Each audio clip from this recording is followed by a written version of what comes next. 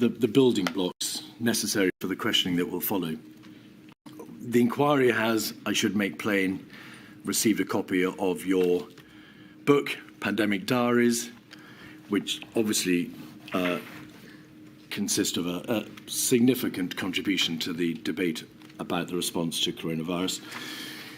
Can I just please ask you, though, to make plain that, notwithstanding that it is entitled Pandemic Diaries, it is, to use your words, an account pieced together from formal papers, contemporaneous notes and voice memos, WhatsApps and communications and interviews? That's right. It's written as contemporaneous rather than with hindsight, but it was written after the pandemic using contemporaneous materials. Yes. So stylistically, it is not a diary. It is re-pieced together and called a diary. Correct. It's my recollections. In the diaries, so-called, and in your statement, you make plain that the remit of the Department of Health and Social Care was a vast one. It had, of course, all its usual business. It was the lead government department in response to this national public health crisis, and the obligations upon it were, to use your words, vast and fast-paced. Yes. In Module 1, you accepted in the course of your evidence under oath that there had been a serious and significant inadequacy of preparation within the DHSE for a pandemic health emergency.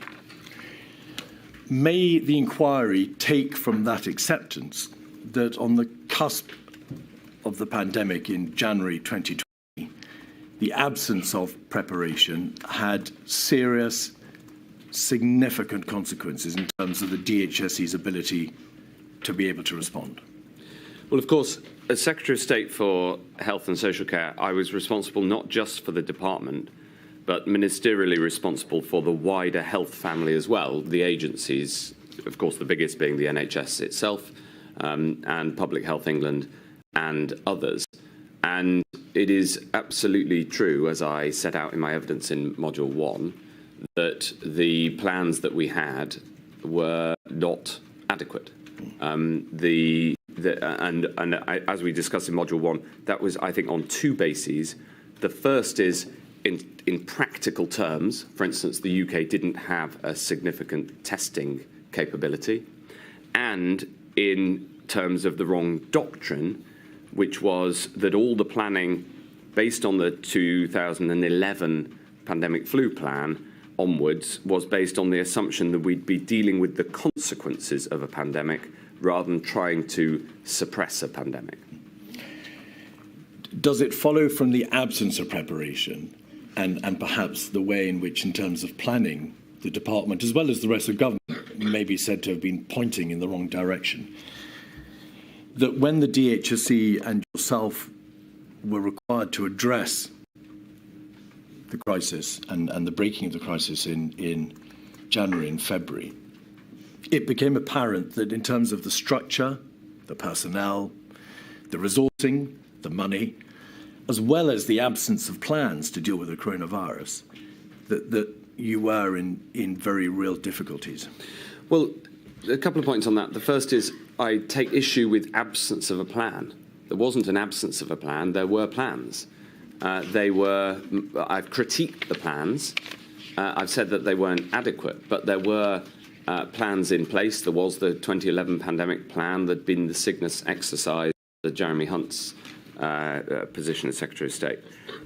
So there were plans. There were areas in which the early response was very strong. PHE got a diagnostic test together within a matter of days. The early surveillance, essentially led by Professor Van Tam, as he's given evidence, was very good, and our role, the UK's role internationally, strong in the first few weeks. So there were plans, but the plans were inadequate in ways that we discussed in Module 1. With respect directly to the impact of that on the department, of course, when a pandemic strikes, even if you had the very best plans, those responsible for responding would have to strengthen the operation, would have to tool up. And in the early days, we expanded the department very significantly, and we ultimately brought in army personnel, for instance, lots more clinical personnel, others, and we took people off non-pandemic related work and put them onto pandemic related work. All of these things were in response to the pandemic.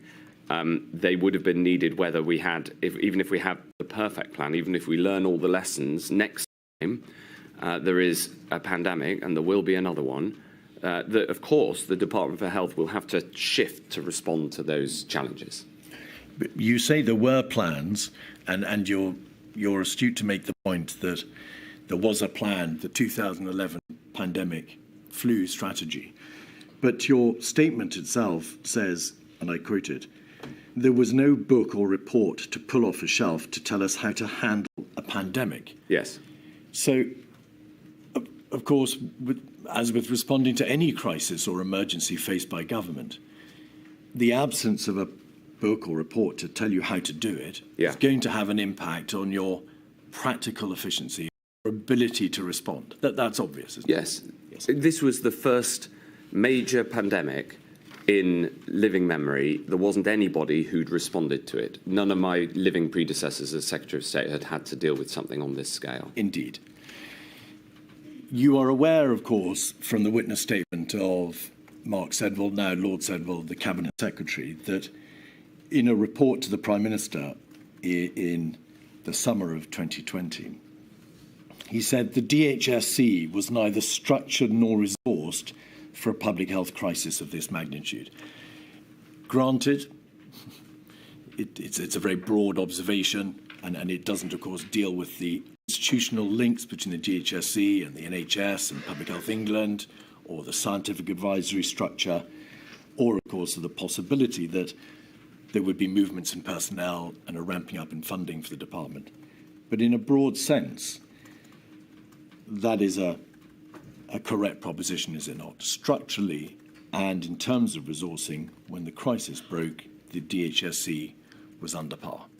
Well, he didn't use the words under par. They're your words. And I would reject that, because the senior personnel in DHSC were absolutely superb and rose to the challenge.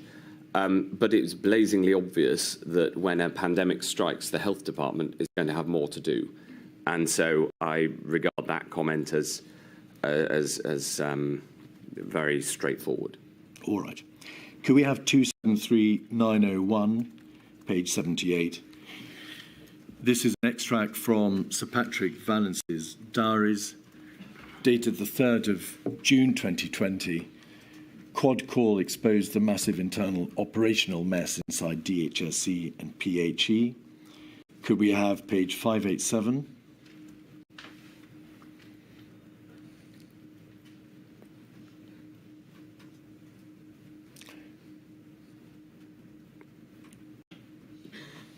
Also, clear lack of grip in DHS. This is in July. Very good at analysis, no grip on actions. Sedwill. Page 594.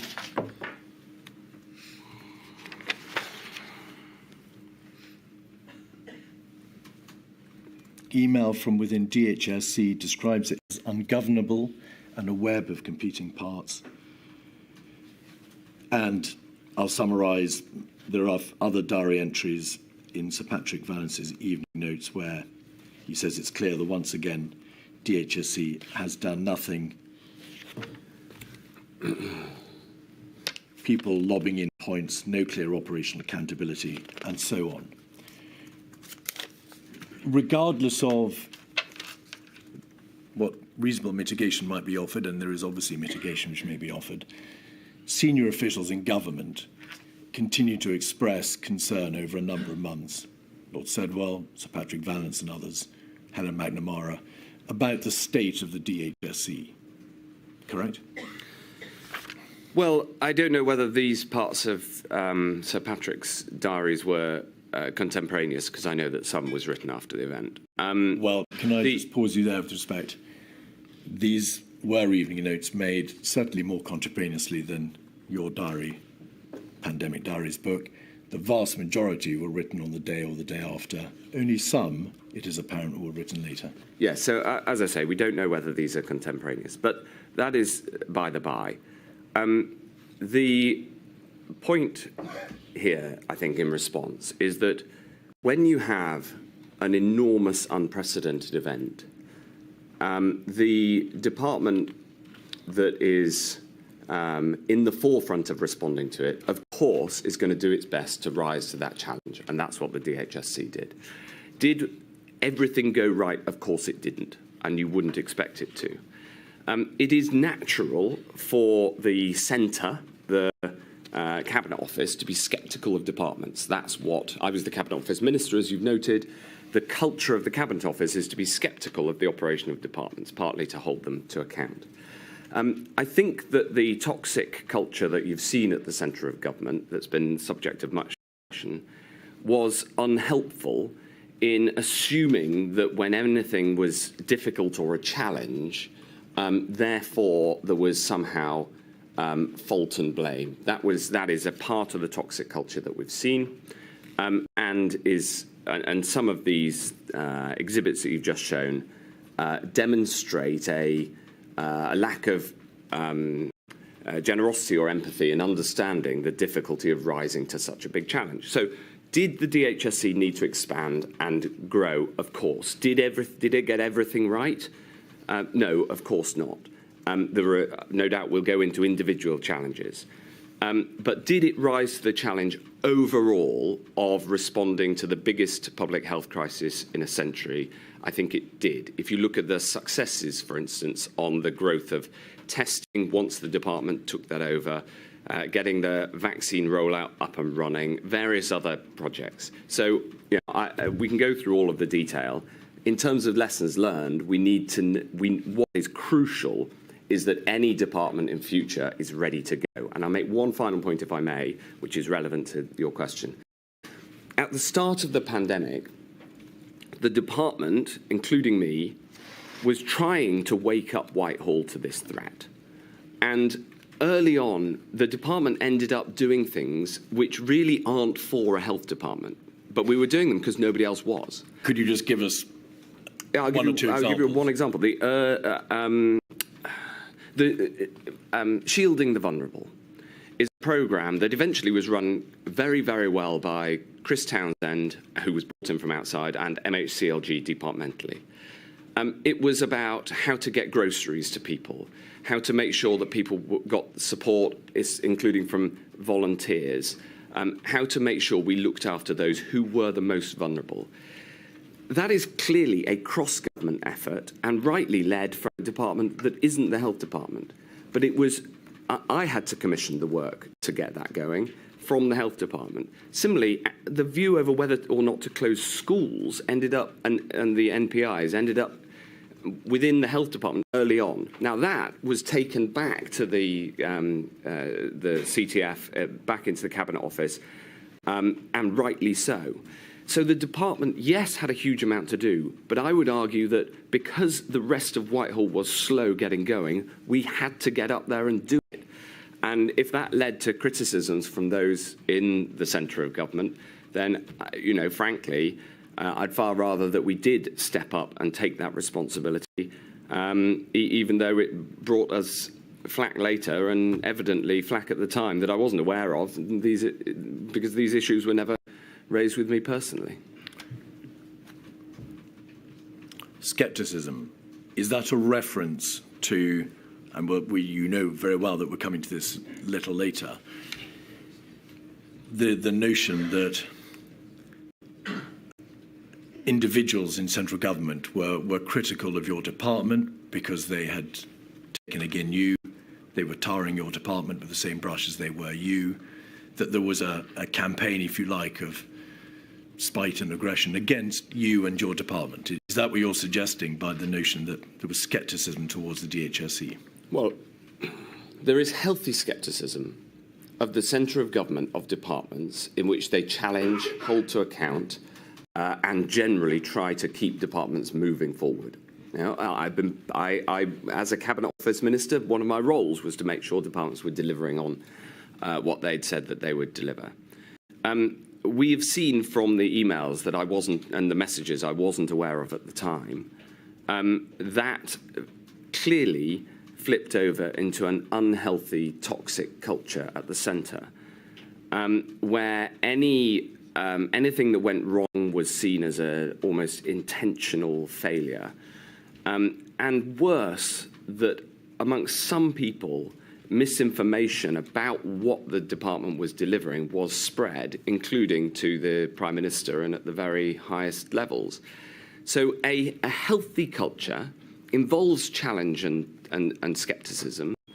An unhealthy, toxic culture involves a failure properly to engage and instead throwing of false allegations and extremely unpleasant language. What you'll notice when you go through all of the documents is you just didn't have that within the health family. I tried to lead a positive culture, a can-do culture, where if there was a problem, the question that was raised in the department was, how do we fix this?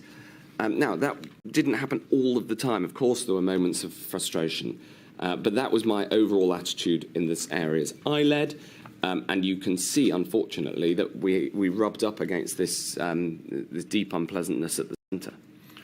If I may say so, you're doing extremely well, Mr Hancock, in terms of the speed of your response. Could you, however, try to be a little bit more concise in your answers? I will. I asked you deliberately to give the inquiry some examples of where you feel that the DHSC had excelled.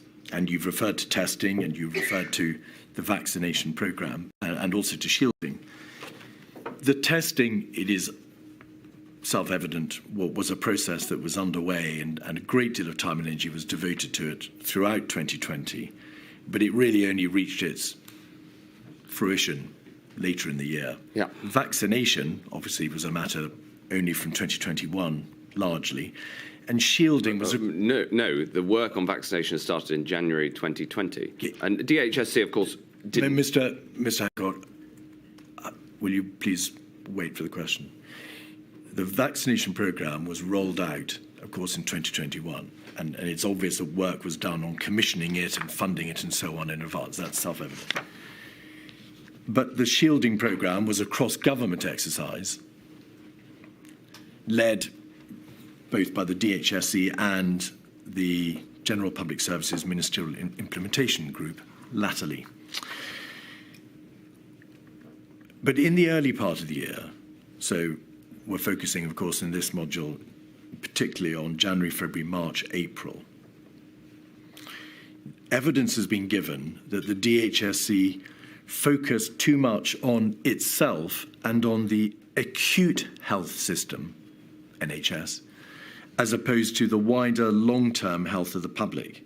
By that, I mean a reference to, and the witness meant a reference to, health control, to infection control, to the core issue in the first part of the year of dealing with the virus.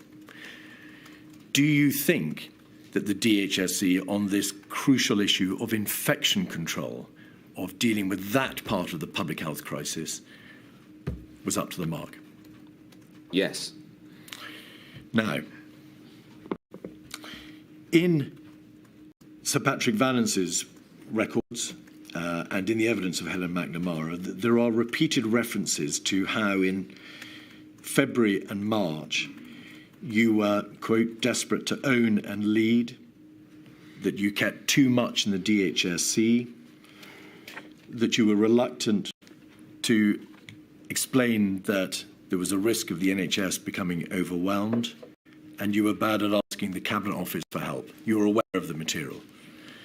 Does that not all rather suggest that in those vital days of January through to March, the DHSC failed to tell central government how bad it was and what could be done to address the question of infection control? No, that's completely the wrong way round. From the middle of January, we were trying to effectively raise the alarm. We were trying to wake up Whitehall to the scale of the problem. And this was a problem that couldn't be addressed only from the health department. Non-pharmaceutical interventions cannot be put in place by a health department. A health department can't shut schools. It should have been grasped and led from the centre of government earlier. And you've seen evidence that repeatedly the department, across the department, and I tried to make this happen. And we were on occasions blocked, and at other times, I would say our concerns were not taken as seriously as they should have been until the very end of February. So, for instance, the very first time I tried to call a Cobra, I was blocked, ultimately only for 48 hours, because I then went to get other voices to call for a Cobra, and it happened. And getting the machine at the centre of government up and running was incredibly hard and took a huge amount of effort. When it did finally get up and running at the end of February, then things started to move. And so I've heard these accusations that we tried to do too much. On the contrary, there was so much that needed to be done, and in some cases we just had to get on and do it. It would have been far better if, instead of thinking that we were overreacting, as the Cobra machine clearly thought we were, if they had embraced the challenges and it had been led from the centre. If I think had there been under another regime, under another cabinet secretary, I was a minister under David Cameron, under Theresa May. The centre would have chaired those early Cobras. Yes, of course, I, as Secretary of State, would have played a big part, but it would have been a cross-government effort. And in future, that's what it should be. The lead government department model works very well for small crises, for medium-sized crises, but it does not work for a crisis that is a whole of government, indeed a whole of society crisis. We'll come back to Cobra, and you're aware, of course, that I'll be asking you about particular Cobra meetings. You've given an example there of Cobra, and you've put it in the context of the difficulties in getting the government machine going until the end of February. Yes, at the centre. The department was working full-time on this from middle of January. If it was hard to get the government machine going, and you've referred to the effort required and the difficulties that you encountered, may we take it from that the system took time to be geared up at the central government? Yes. Presumably, there was an avoidable delay, therefore, baked into this governmental system. If it took time to get it going, to react appropriately and sufficiently, then time would have been lost. Well, to be fair, the early actions that were needed were essentially health department and the health family actions, developing the early test, making sure that we supported the universities who were developing the vaccines, the very early contact tracing, the responses to the individual cases. The first cases didn't come to the UK until the very end of January, start of February. And so the early actions were for the department. So I thought it was reasonable, for instance, the very first Cobra, that I should chair it. But there was a point when we needed to go broader than things that ought to be the remit of the department. My point in response to these allegations that we held too much within the department or that we didn't get on with stuff is somebody accused the department of being overwhelmed. Well, we were certainly whelmed. We were certainly very, very busy, and we were having to do things that in future ought to be done by other departments or at the centre, because it should have been a whole government response earlier. That's my reflection. And what about after the end of February? So March and April, yeah, as the cross-government machine ramps up, yeah, as the scale of the crisis is finally understood and steps have to be taken, to what extent had the DHSE got on top of coordinating or promoting or suggesting the sorts of countermeasures and infection control measures that ultimately were at the heart of the government's response? Well, so from the end of February, when the Prime Minister took the chair at Cobra, which was symbolically very important, when the Chancellor of the Duchy of Lancaster got stuck in, and you heard from him how he came to a Cobra, was alarmed, asked some very good questions, followed that up with me, and you might think that I was unhappy to receive that email and those questions. On the contrary, I was delighted, and after a discussion about where we were up to, he became a very, very strong ally in driving action all the way through the crisis. So from early March, it shifted, and it became a whole government effort. Of course, in March, April, the department continued to have to do much, much, much more and increasing amounts. And so we were under enormous pressure and enormous stress. We brought in more resources, basically from wherever we could find them, and did everything that we could. But it was that, that ramp up was extremely difficult. Hancock, I'm sorry to interrupt. Could I just ask you to rewind? I didn't realise Mr. Keith was moving on. Going back to the time before the end of February, and appreciate you say that central government should have got involved earlier. Apart from the fact that other government departments would have done some of the work that you felt that your department had to, was anything not done? I appreciate you shouldn't have been doing it, you say, but was anything not done because central government wasn't involved earlier? Well, I think that for the future, the plans for what NPIs to put in place, for instance, that isn't a health department thing. And once we got the structures properly set up, it wasn't a health department thing. It was a cabinet office thing, quite rightly.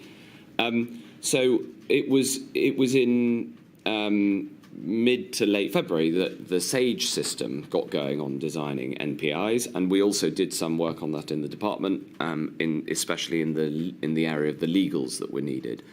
That sort of work, hopefully for next time, will already be on the books. We should already have published legal draft legislation, published draft legislation that is ready in case it needs to be enacted. Back then, we thankfully, thanks to the preparation work, one of the areas of preparation work that went well, we had a draft bill. In future, that already should be published and scrutinised. So there's two examples: the legals and the NPI.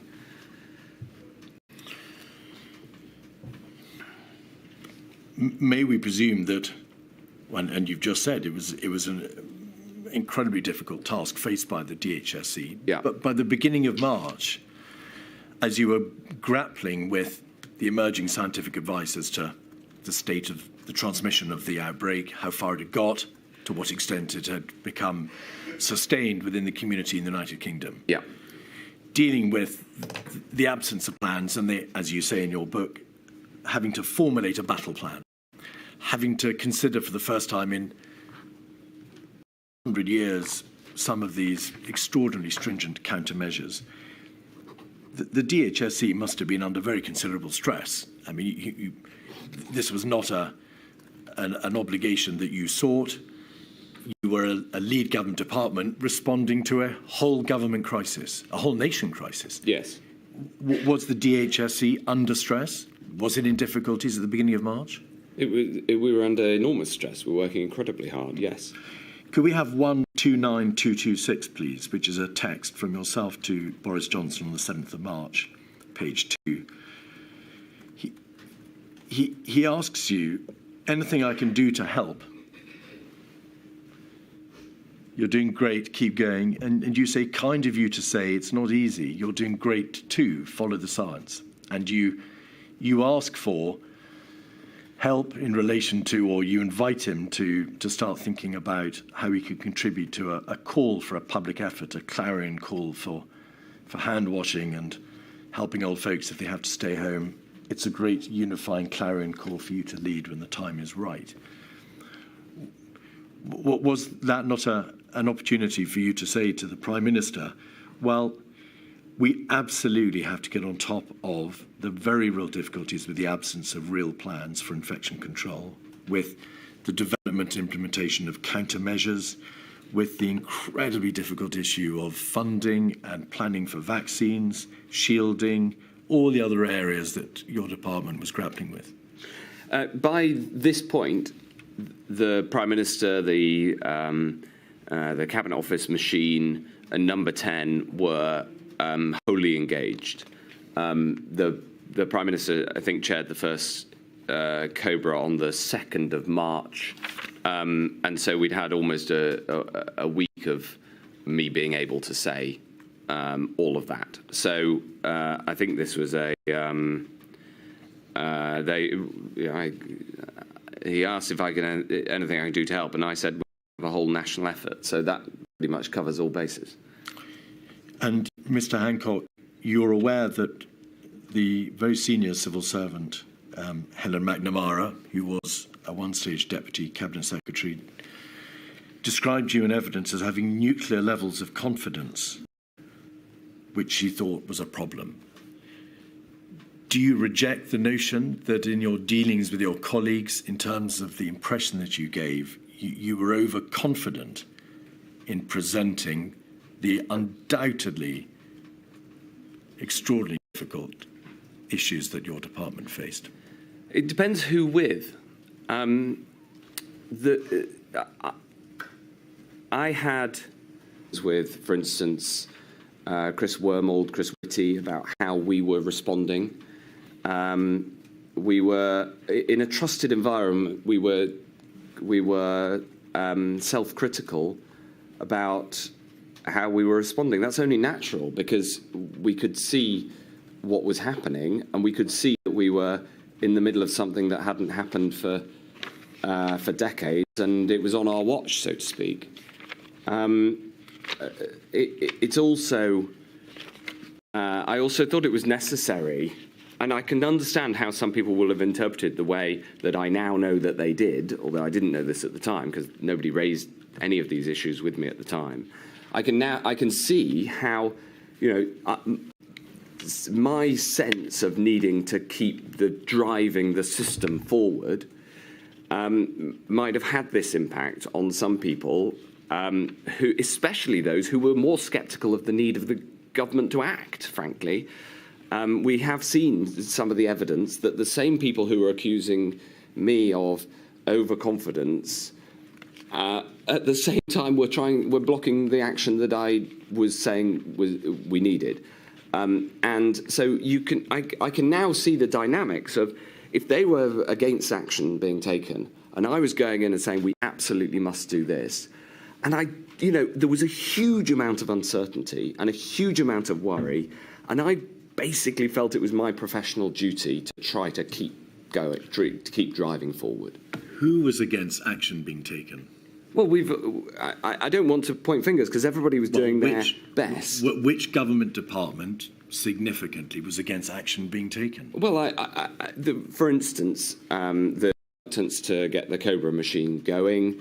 We've seen some of the evidence of certain individuals thinking that we were overreacting or the world had gone mad. There was a delay, an inexplicable delay at the centre to the publication of the action, which came on the 3rd, and we've seen some evidence of why that happened. So there's basically felt. Of course, and of course, I understand that now that some people, reacted in the way that they did, but it was a time of enormous uncertainty and a time when I just felt we needed to keep driving this system forward. We will look at some of the areas, and indeed, in fact, all the areas that you've identified, Mr. Hancock, where there may have been evidence of the government machine being delayed or of action not being taken when it could reasonably have been taken. May the inquiry presume and conclude from what you've said about the difficulties in getting the government machine going, that there were these instances of people pushing back or not doing perhaps what they should have done. That by and large, there was overall, therefore, an avoidable delay. Well, between the beginning of February, and we'll look now at the material that was available to you and to the machine, and the lockdown decision of the 23rd of March. It just didn't have to have been that long. Can I answer that question contemporaneously and then with hindsight? Contemporaneously, people were doing their jobs to the best of their ability. The Cabinet Secretary had a reason for not wanting to call a Cobra unnecessarily, and it took 48 hours to persuade him, and that was because he thought they were overused previously.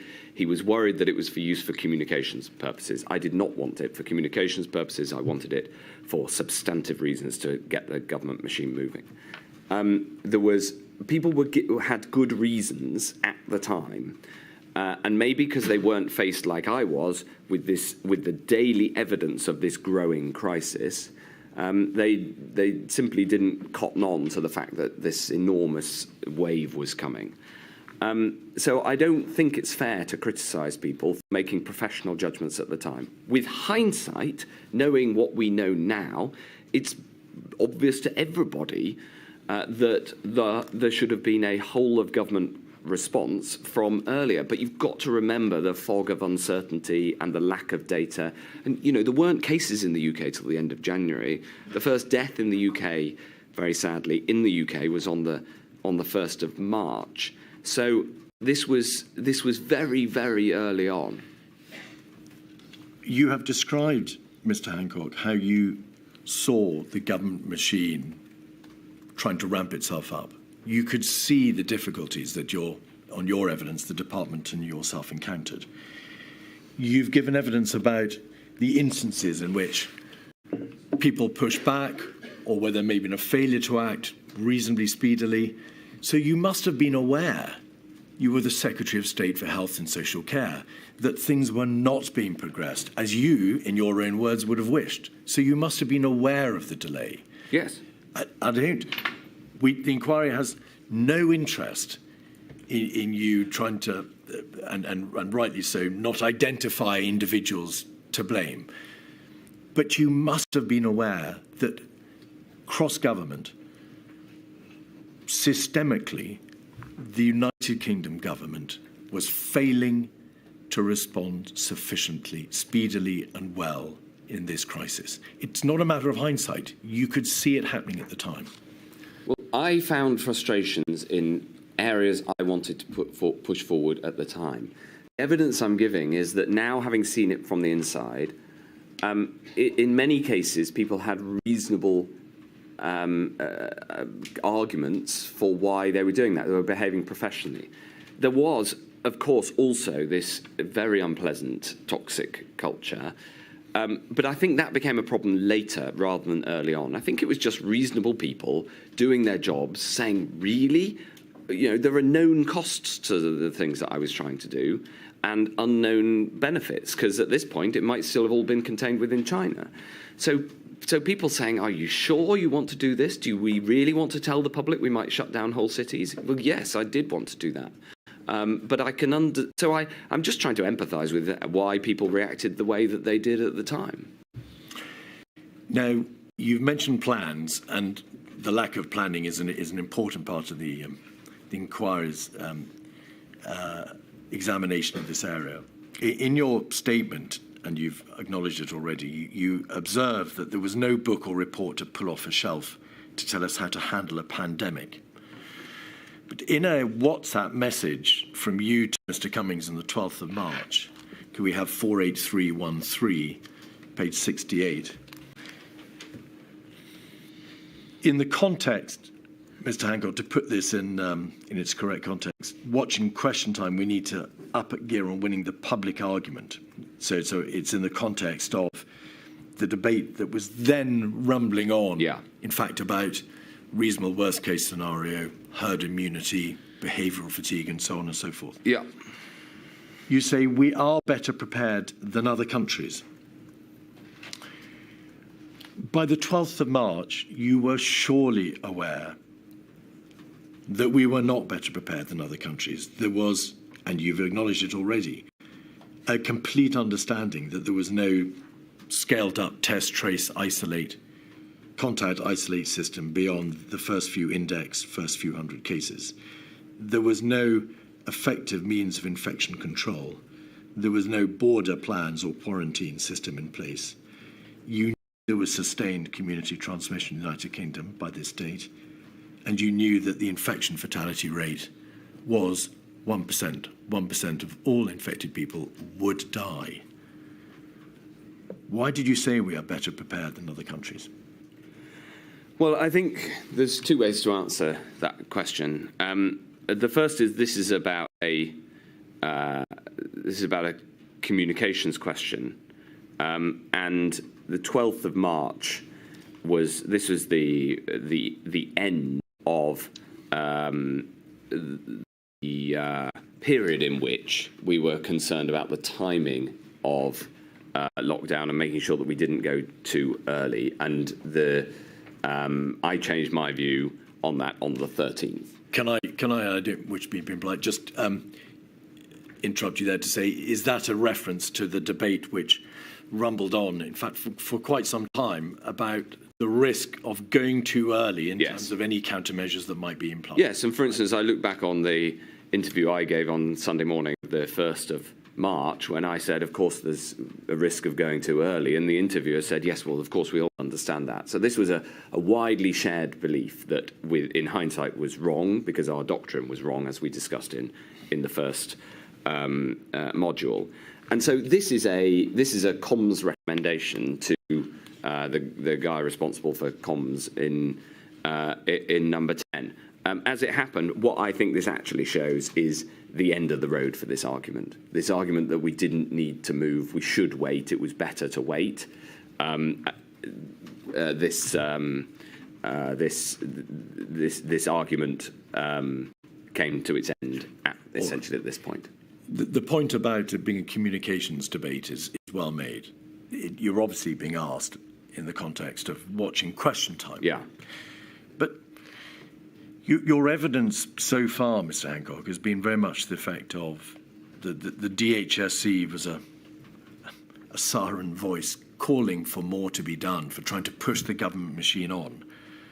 But by the 12th of March, as you knew very well, the United Kingdom government had reached the end, even by that late stage, of the containment phase of the strategy. The virus was rife.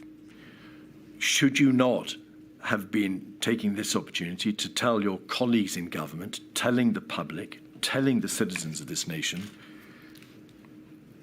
this wall of death is coming, and we have no effective means to deal with it other than to impose infection control measures urgently and significantly? Well, in my public communications, you will know that I had at that point been explaining that we might have to do that, yes. But I'm also a team player, and the government position was not yet. So this was a message about how to best explain the government position of not yet. But as I say, the position of not yet was running to the end of its road, and it was on the very next day that I first told the Prime Minister that I thought that we needed to lock down. Was that the 13th of March? Correct.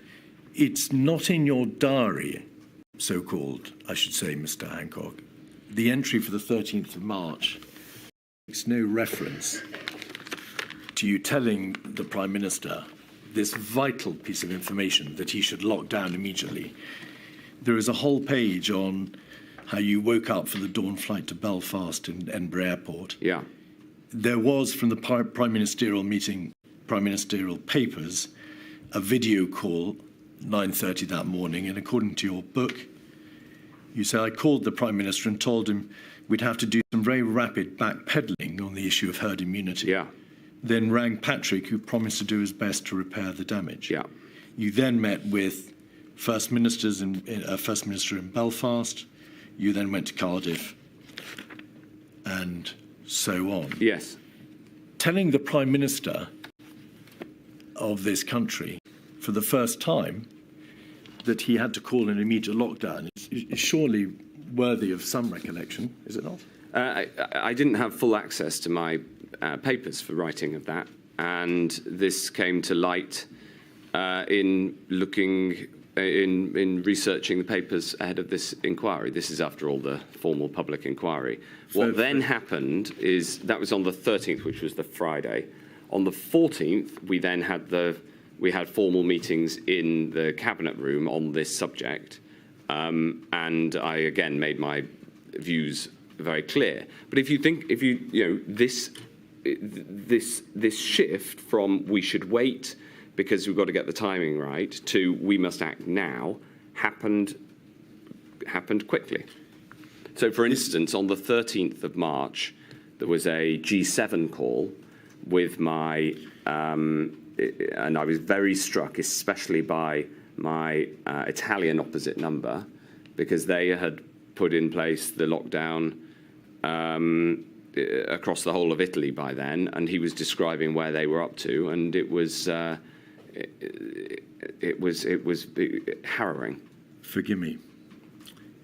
Your book says the account that follows has been meticulously pieced together from my formal papers, notes, voice memos, my communications, WhatsApps, we know from the press, and it records in 555 pages all the relevant, important events as you saw it concerning the coronavirus response.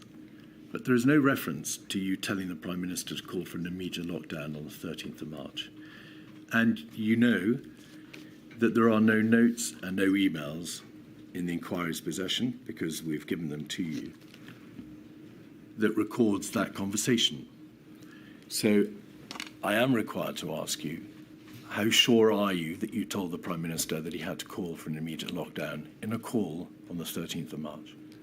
I can remember it, and it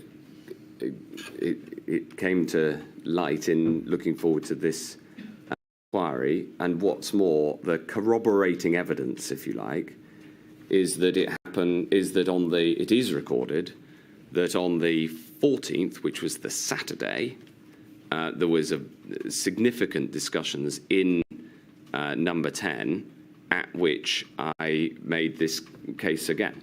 All right. Could we have 48313, page 5, please, on the screen?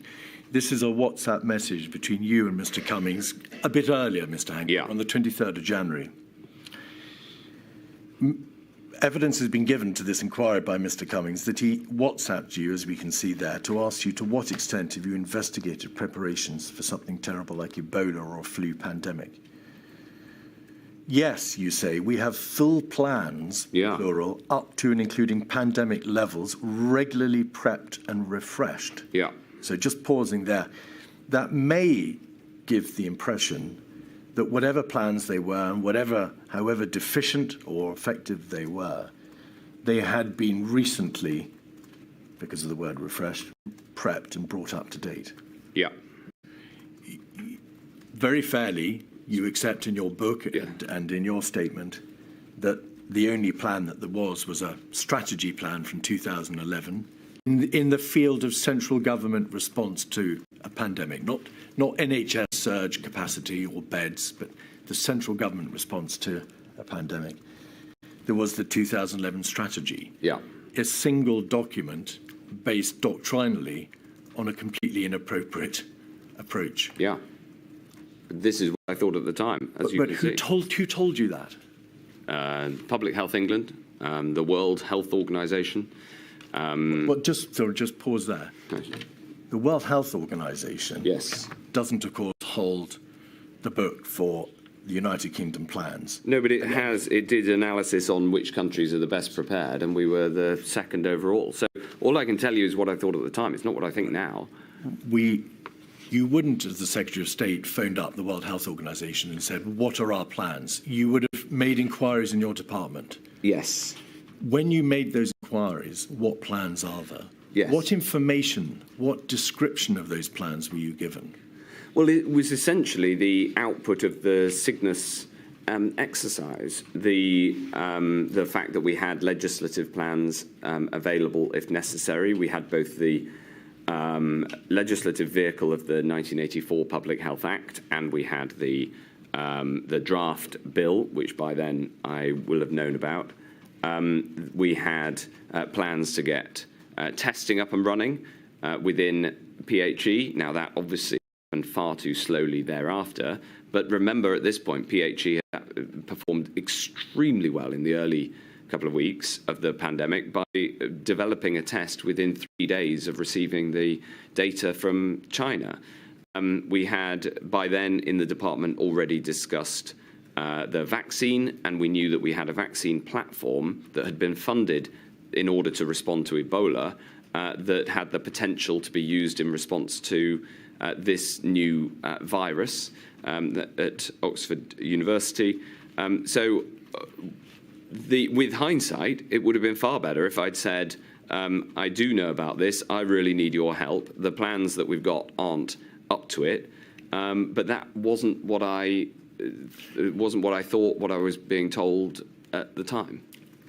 You're the Secretary of State for Health and Social Care. Yeah. The country is facing an unknown but extremely serious pathogenic outbreak on the 23rd of January.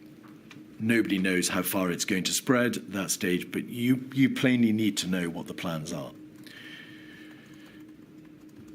My question was put to you to elicit what your understanding was from your staff and your advisors and your officials of the government's central infection control plans. Yes. Prosaically, do we shut schools?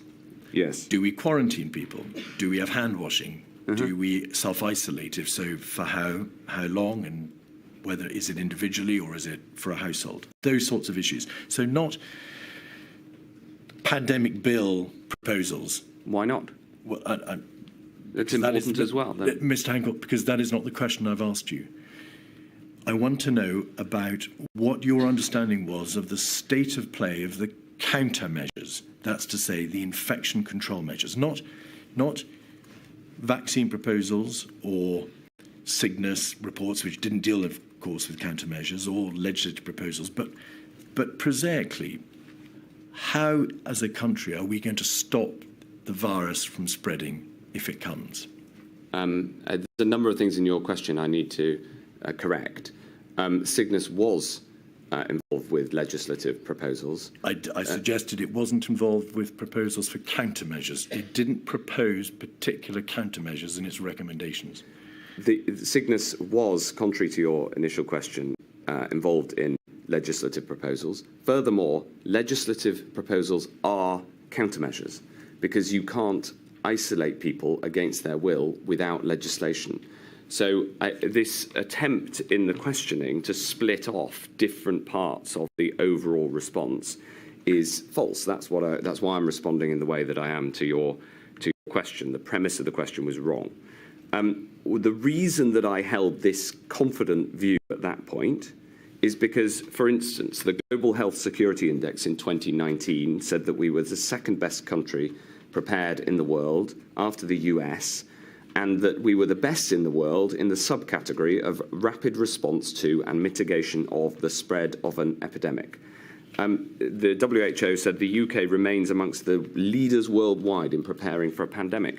This all turned out not to be true, but it is what I was being told at the time. All right. On the 6th of February 2020, there was a cabinet meeting, Mr Hancock. 56137, page 6. Concluding, the Secretary of State for Health and Social Care said he was grateful for the support of his ministerial colleagues. There were 2 cases in the United Kingdom. They were, of course, as you've correctly identified, on the 30th and 31st of January. And there would almost certainly be more. The approach to tackling the virus in the United Kingdom to date had been medic-led. The central point, according to these minutes, Mr Hancock, that you then make is that the government had a plan to deal with this illness. Yes. You didn't, in fact, within the Department of Health and Social Care, commission until the 10th of February the plan, the battle plan as you describe it in your statement, or the action plan as it was published on the 3rd of March? And therefore, what plan was it that you were referring your cabinet colleagues to deal with the illness? Well, firstly, we had the pandemic flu strategy set out in 2011. But by this point, we had a whole series of different plans for expanding different areas. So we had a plan for the expansion of testing within PHE. Now, that plan did not go fast enough, and I had to take serious action to change that in the middle of March. We had a plan for the development of a vaccine, and we'd already put extra funds into the development of a vaccine by this point. We had a whole series of plans. In a number of questions, you've said there was an absence of a plan. That is not true. There was a plan. In fact, there was a plan with detail on a whole different series of areas. My critique of the plan is that it was not an adequate plan in doctrine or in level of detail, and it's absolutely incumbent on this inquiry to get to the substance of what the future plan should be, and it's that substance that really matters. So we had a plan. It was guided by the science. By this point, I was much more worried that on the 23rd of January, and really it was over the last week of January that my worry levels changed categorically because we saw the reasonable worst case scenario, and I remember that meeting very vividly. That was at the end of January. You'll also notice in here that I said in the reasonable worst case scenario we'd see almost every government department affected. Well, that was an understatement. I shouldn't have said almost. And that colleagues should attend personally or designate a junior minister who was dedicated to this task. Dedicated. So this is clearly me saying to the rest of my cabinet colleagues, we're all going to have to get stuck in on this. And yes, we did have a plan. It is entirely reasonable for me to both explain that we had a plan, indeed plans in place, but also critique for the future where those plans were flawed. One further question on this topic, please, Mr Hancock. On the 14th of February 2020, so a week or so later, we needn't put the document up, but at page 7 of the Cabinet minutes, or the note of the meeting, again, your Cabinet colleagues are told the government had a plan informed by science. Yes. Helen McNamara has given evidence to the effect through her witness statement that time and time again, Cabinet was assured that, quote, we had plans in place. You have described the vaccine preparation work, that what was done, and we'll come to the detail of it in due course, what was done by way of testing. But so that we can clearly understand your response, are you saying that there was, throughout February, already in place a plan for countermeasures, that is to say, infection control measures, the sorts of measures which were ultimately put into place on the 12th of March, the 16th of March, the 20th of March, and the 23rd of March?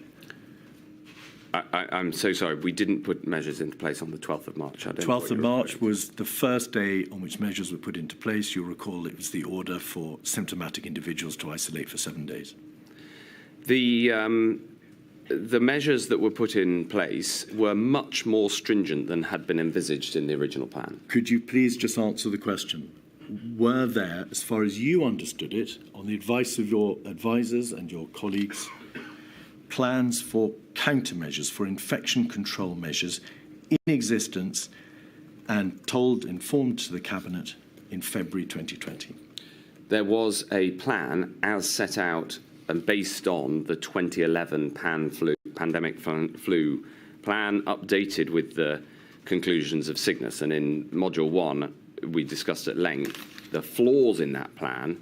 The argument there wasn't a plan is false. Indeed, I've heard a number of Cabinet Office figures argue that there wasn't a plan. If you look at the 28th of February submission to the Prime Minister by CCS, it sets out that we have very advanced plans. In fact, it is much too bullish and self-confident, that note. And idea that it was wrong to suggest that we had a plan is completely false. I appreciate that some people in the Cabinet Office did then later catch up with the seriousness of the situation and become rather alarmed.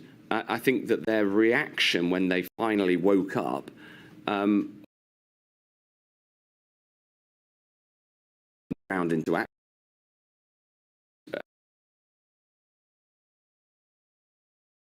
Now realise there's a problem. What have you been doing about it? As opposed to the toxic blame culture that we've seen and referred to already. Milady, I'm coming to a completely different subject. Would you like to have a break then, or would you like me to trundle on? No. I shall return at 20 past.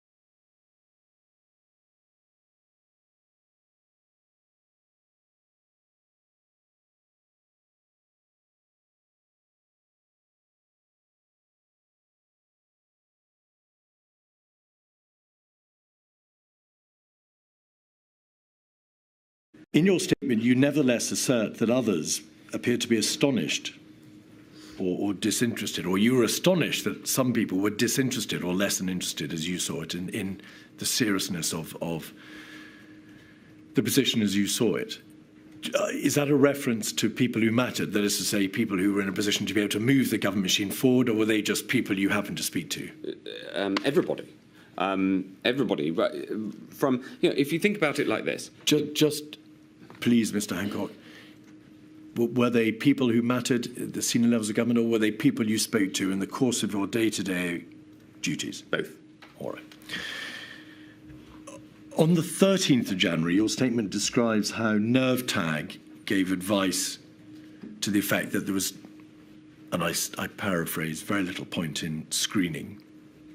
And your statement demonstrates how throughout January, but particularly following Chinese New Year, you were concerned about the relatively limited way in which the government was responding to the risk of infection through the border, the references to handing out leaflets, asking passengers whether they were ill. And you say in broad terms that you sought, or at least wished to have debated, the issue of quarantine, travel ban, and that not enough in general terms was being done. Is that a fair summary? Yes. The inquiry's had a great deal of evidence from the scientists as to the scientific and practical realities of border controls. Is it fair to say that, notwithstanding your concerns and your prodding of the border system, ultimately, relatively speaking, very little was done by way of stringent restrictions being placed on the border to stop infection control? Stop infection. Yes. Right. And I accepted their advice, and then when in mid-February the virus blew up first in Italy, that was proof point they were right, because Italy had put in place more screening at the border, and then they became the first place known to be widely infected in Europe, and that was confirmation, if you like, that the scientific advice had been right. Your statement also makes plain that you sought assurances as to what was in place in terms of the contact tracing programme, such as it was. Yes. And you became aware, as perhaps you would have known already as the Secretary of State, that there was a limited process of test, trace, isolate, test, trace, contact and isolate for high consequence infectious diseases, for travellers, for the first few hundred of cases. That was the overall system. Yes. How soon did you appreciate that that system, limited as it was never going to be able to cope with the unprecedented demands of a pandemic with an infection fatality rate of 1%? During February. During February. All right. Sir Chris Whitty has described to the inquiry that he had no illusions that the United Kingdom was well set up to meet the challenges of a major pandemic, in part because of the absence of a sophisticated TTI system. He knew the investment in health, public health, for the purposes of dealing with the pandemic was suboptimal, to use his words. And he knew that there were realistically few levers of power at the disposal of the government to be able to control the spread of an infection, short of the measures which ultimately came to be applied. When did you begin to appreciate that that was the reality? Again, during February. During January, there was very high quality science undertaken. The scientific performance of PHE was superb, and the advice I got was reassuring that we were well placed, and it gradually became clear to me that this wasn't right.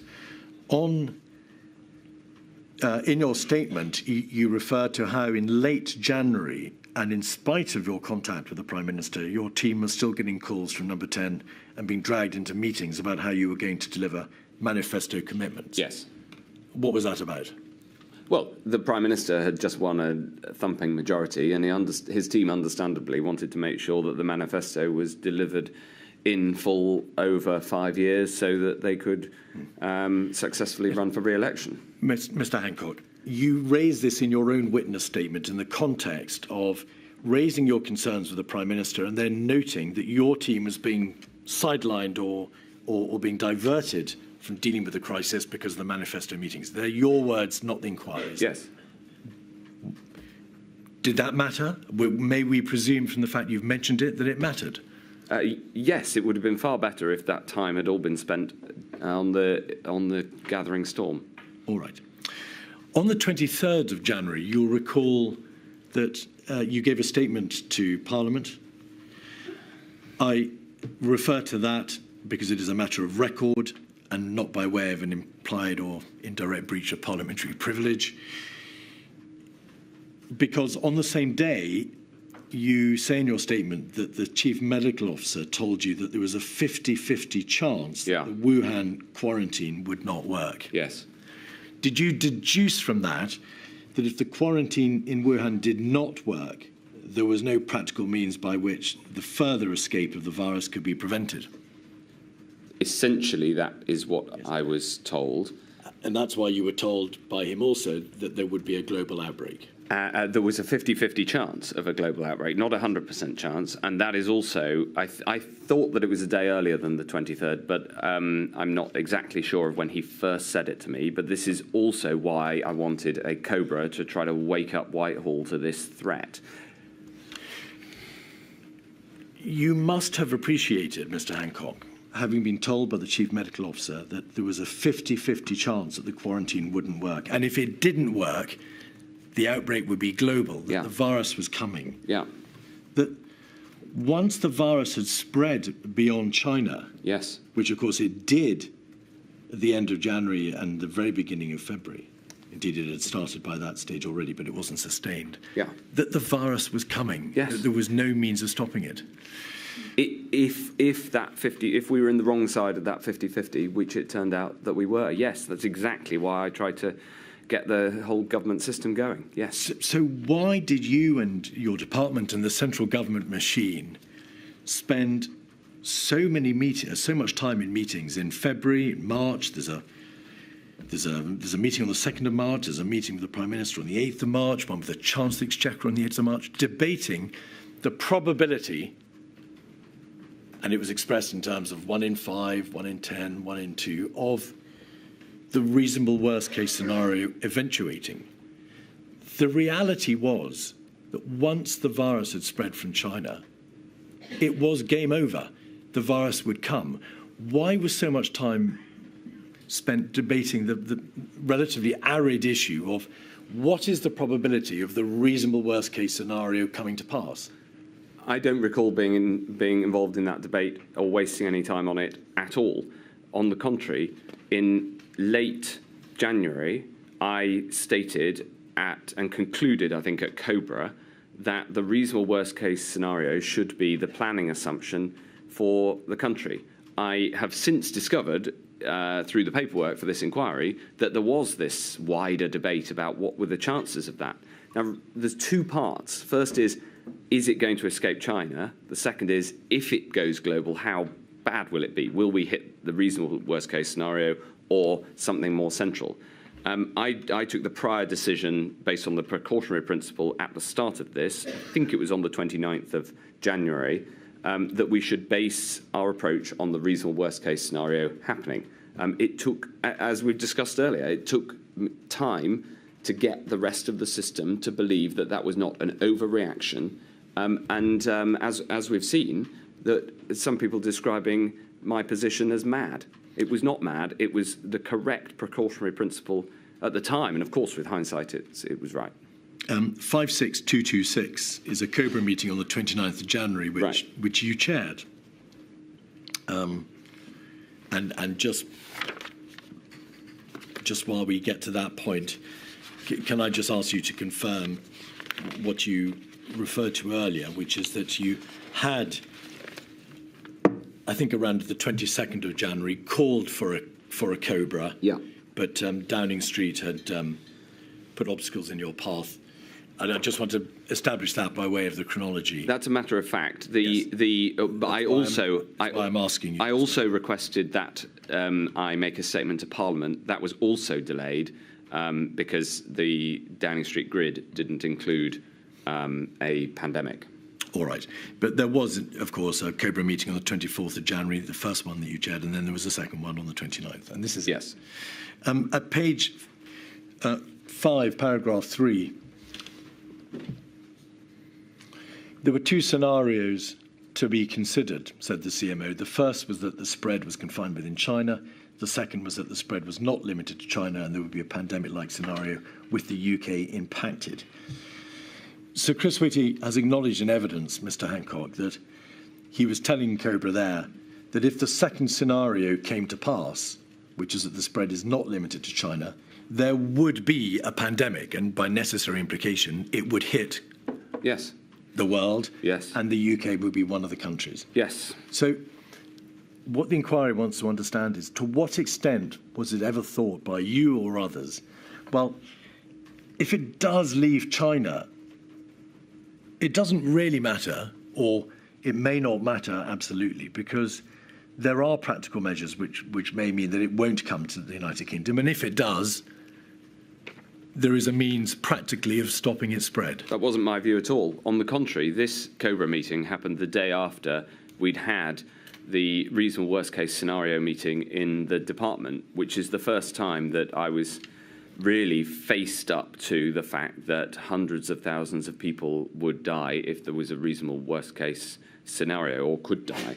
And that's when I said, where are we up to on the vaccine? Can we accelerate the vaccine? Can we get testing going, etc.? So by this point, the Department for Health was fully engaged. The Permanent Secretary was fully spending all of his time, and I was spending as much of my time as I could on this, in case the second scenario, as it's called here, happened, in case there was a pandemic. If we then look at paragraph 4, the CMO said the reasonable worst case scenario was similar to the reasonable worst case scenario for pandemic influenza, that there was a 10% likelihood of the reasonable worst case scenario happening, but this figure had not been agreed by SAGE. Can you explain to the inquiry why, if on the one hand the CMO is saying to you there's a 50-50 chance of it leaving, and if it does leave China, to paraphrase, game over. Yeah. But on the other, there is this debate about the likelihood of the reasonable worst case scenario happening. Either it leaves or it doesn't. No, if it leaves, game over. This figure, 10%, is a combination of two different considerations. One, 50-50, will it leave China? The second, if it goes global, are we going to be on the central case, a less bad case, or the reasonable worst case? So, for instance, in SARS, SARS did leave and go global, but the impact on the UK was nowhere near the reasonable worst case. In fact, it was quite close to the reasonable best case scenario. Indeed. What, though, determined, on the premise that it did leave China and it was here, how bad it would be? The infection fatality rate was the infection fatality rate. The transmissibility was the transmissibility. What would determine whether or not it was a 200,000 death pandemic, a 300,000 or a 500,000 death? What did it depend on, Mr Hancock? Well, the central variables in that are the IFR, as you mentioned. Which was determined undoubtedly by the middle and late, well, certainly by the much later than February. This. Much later than this. So this is much earlier than we knew the IFR. We didn't know the transmissibility rate. And then, of course, the third factor, it would be the government and society's response, which can affect the R rate. So we didn't have the variables, but we did know that there was a significant chance of a pandemic. So it's 50% chance of a global pandemic. And then within that, there was a range of potential different outcomes, from essentially it just petering out like SARS did in the West, all the way through to basically what happened, because what happened was essentially the reasonable worst case scenario. Why then, once the variables had become clear, a month later, yeah. Why then was the reasonable worst case scenario still being debated, which it appears to be, in in early March, the Sage minutes, the 4th of March, there's a Cobra meeting on the 9th of March. The reasonable worst-case scenario debate appears to have rumbled on and on, long after it became clear that the virus was coming and attention needed to be paid to taking practical measures to stop it. That's not my recollection. My recollection is at this Cobra meeting, if you go back down to the conclusions, we presume that the reasonable worst-case scenario should be we decide that the reasonable worst-case scenario should be the planning assumption of the United Kingdom.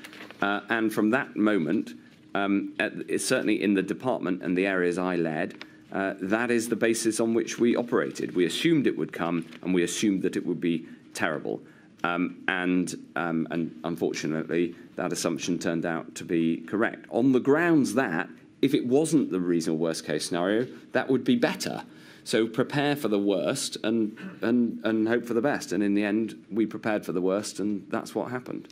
So Chris Whitty has observed that having a reasonable worst-case scenario system is of itself somewhat ludicrous, because the reasonable worst-case scenario for a pandemic was predicated on it being unmitigated, and therefore, as he described it, wholly improbable. So attention was paid to whether or not a wholly improbable, at the very least unlikely scenario would ever happen. And then debate was then a debate revolved around the probability of that wholly improbable event occurring. Not in my recollection, and it certainly wasn't anything I put any effort or time into. So until you made that proposition, I didn't really know that there was a big debate about that, and I certainly wasn't involved in it. My view was reasonable worst-case scenario is what we should plan for. Can we please all get on with it? All right. 4th of February, there was what's been described in the inquiry as a stocktake meeting, 146558. Yeah. It's notable, Mr Hancock, because the CMO briefed the Prime Minister on the COVID-19 that day for the first time. There's a reference to the Prime Minister meeting you, the CST and colleagues from the centre today, and the CMO had been there. And we can see from the second paragraph, there was a short update on coronavirus, but the majority of the letter is concerned with other DHSC and NHS matters.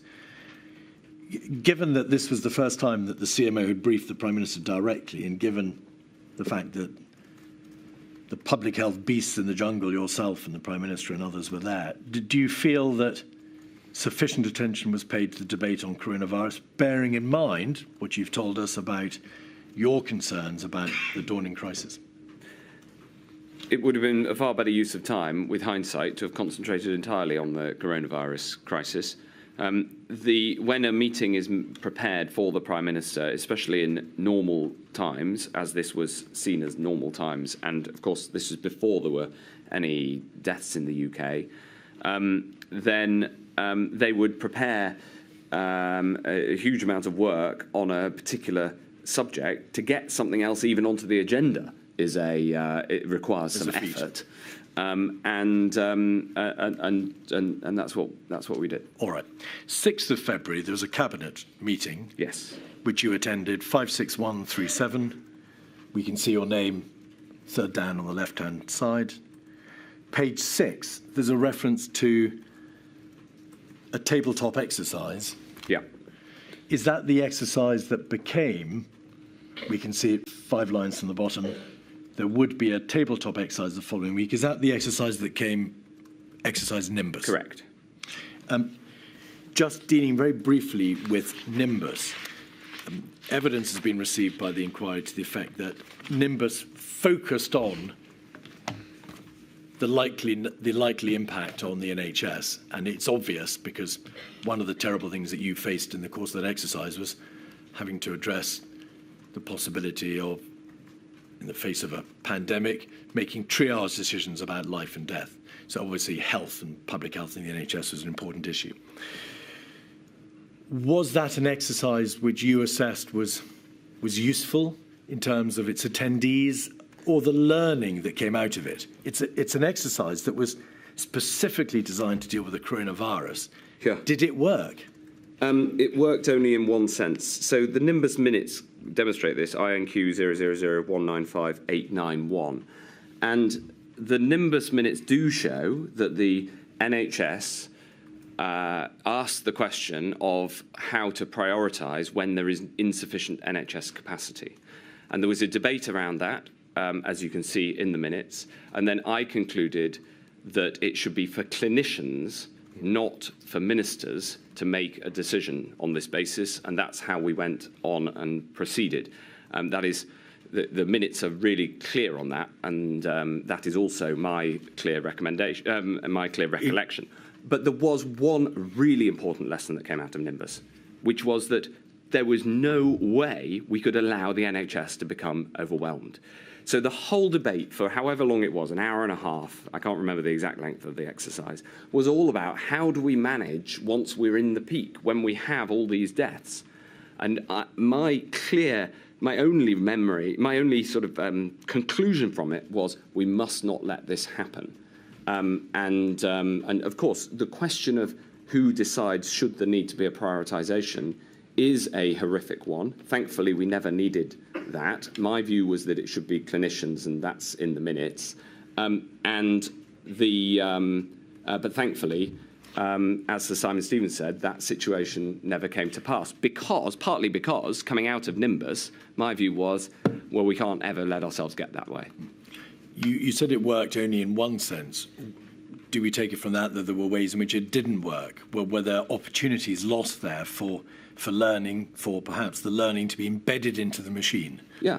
If it had been based on the correct doctrine, which is that as soon as you know you're going to need to lock down, you lock down as early as possible, as we discussed in Module 1, then the exercise should have been, in my view, with hindsight, should have been,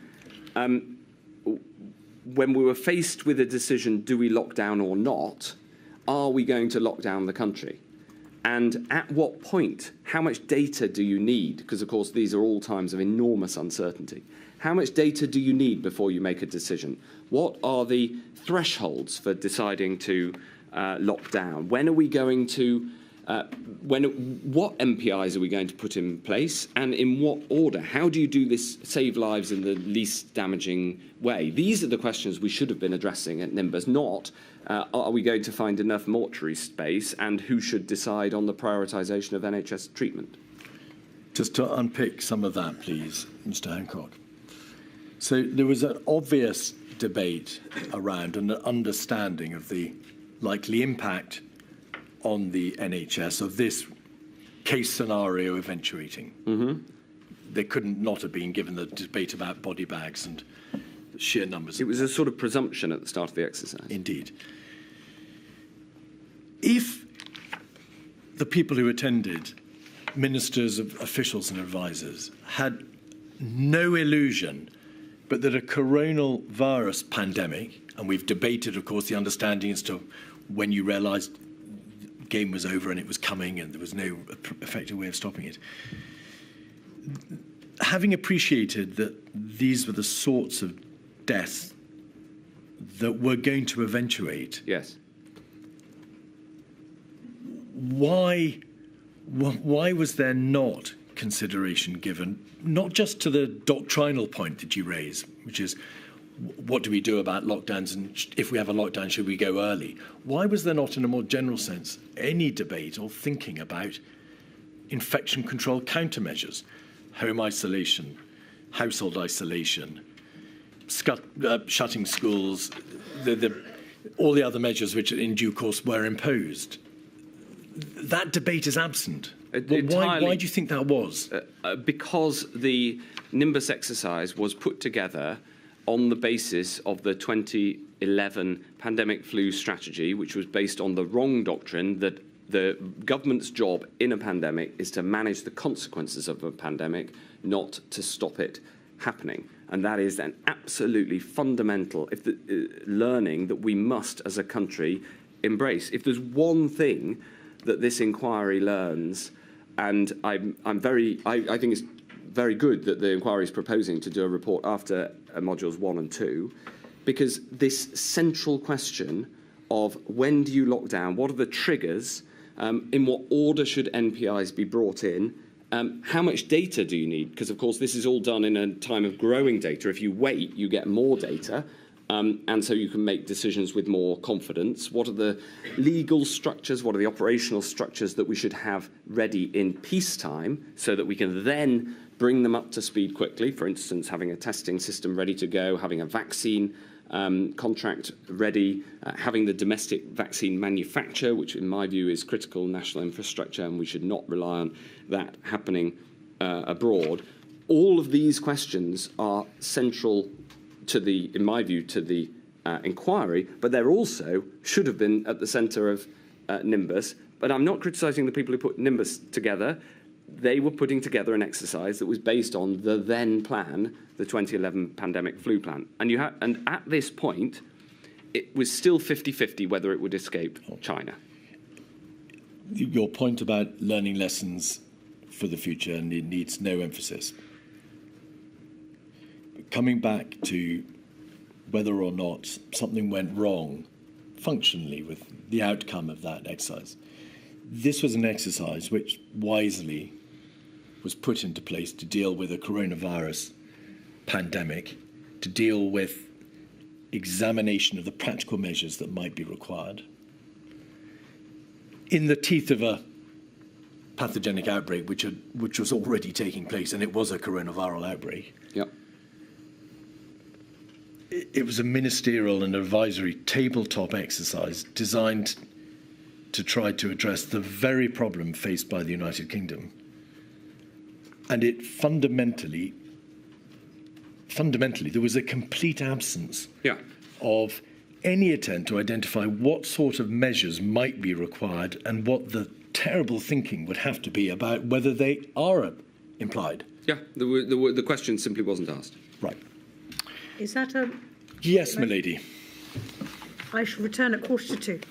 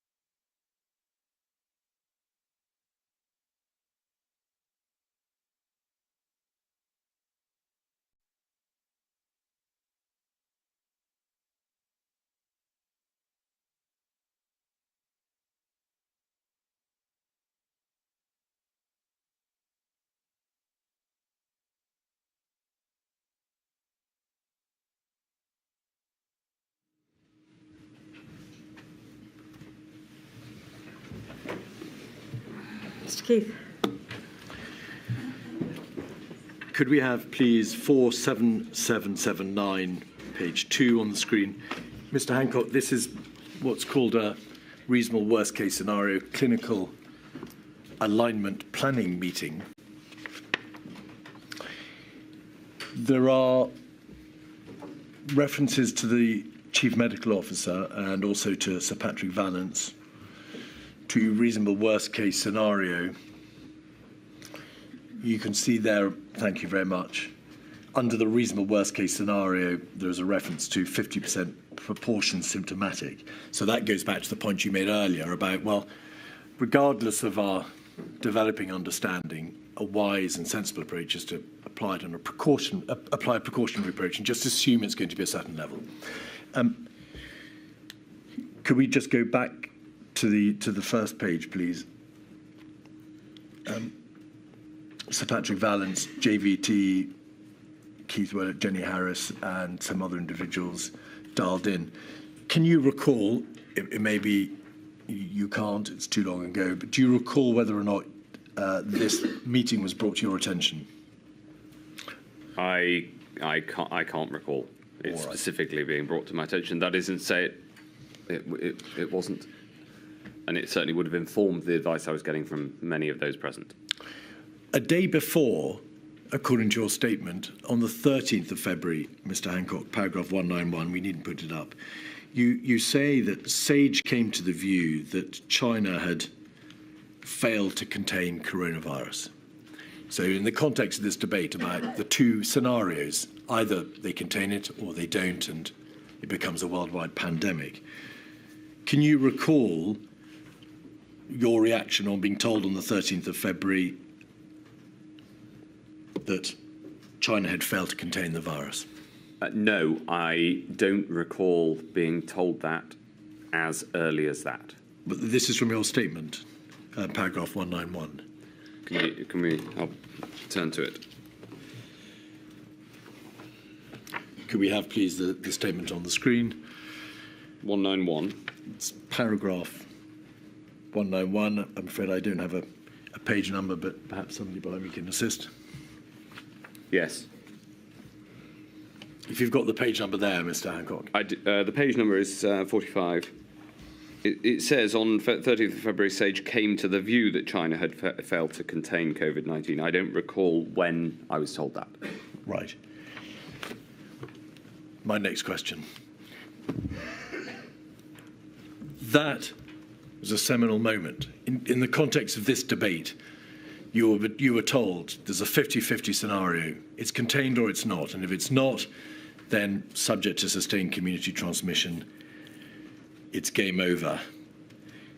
Being told formally, the government machine was informed formally on the 13th of February that China had failed.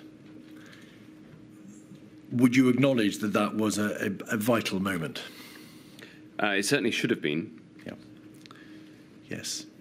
On the 14th of February, the next day, 56138.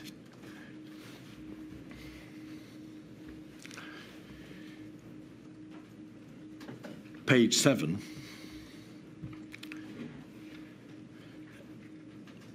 You were present at their cabinet, of course.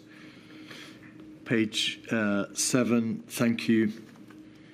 The government's chief medical officer said that if the virus became widespread, there were plans in place that could slow down its spread. So that would appear to be a reference to infection control as opposed to vaccination or antiviral or therapeutics and so on, Mr. Hancock. Yes. What did you understand that reference to plans in place to be? And I should say, obviously, I'm asking you about these minutes. Yeah. We have no way of knowing how accurate they reflected the course of the actual debate. Well, I think we should expect them to be accurate in as much as they are summaries. But I don't specifically know what the CMO was referring to. Nevertheless, at this point, we were starting to consider the sorts of NPI-type measures that were then later worked on by SAGE ahead of its paper on the 26th. Were you? can you specifically recall the DHSE working on MPIs on the 14th of February? Discussing them at that point in the middle of February. That's my recollection. I don't know whether there's any paperwork, but I remember thinking we're in the health department and there's a load of work on all sorts of things not to do with us. The first papers on this that came to ministers came from the Cabinet Office. Indeed, and they were, as you rightly say, I think it was the 24th, not the 26th of Sage, but they're debated at great length in Sage around the time period that you've indicated. Yeah. But just coming back to the position now, mid-February, and in the context of Sage having appreciated that China had failed to contain C-19, although there is a reference to plans in place in the context of infection control, the measures for infection control were not even debated at Sage until the 24th or 26th of February. Yeah. The action plan, which you commissioned on the 10th of February, wasn't published on the 3rd of March. Yeah. And as far as we can tell, there were no plans for expressly, except everything you say about vaccines and antivirals and all the other great work being done by the DHSE, there was nothing on infection control. It would be wrong to task the DHSC with policies outside of its remit. I'm not asking you to take responsibility for it. I'm just saying you. On the contrary,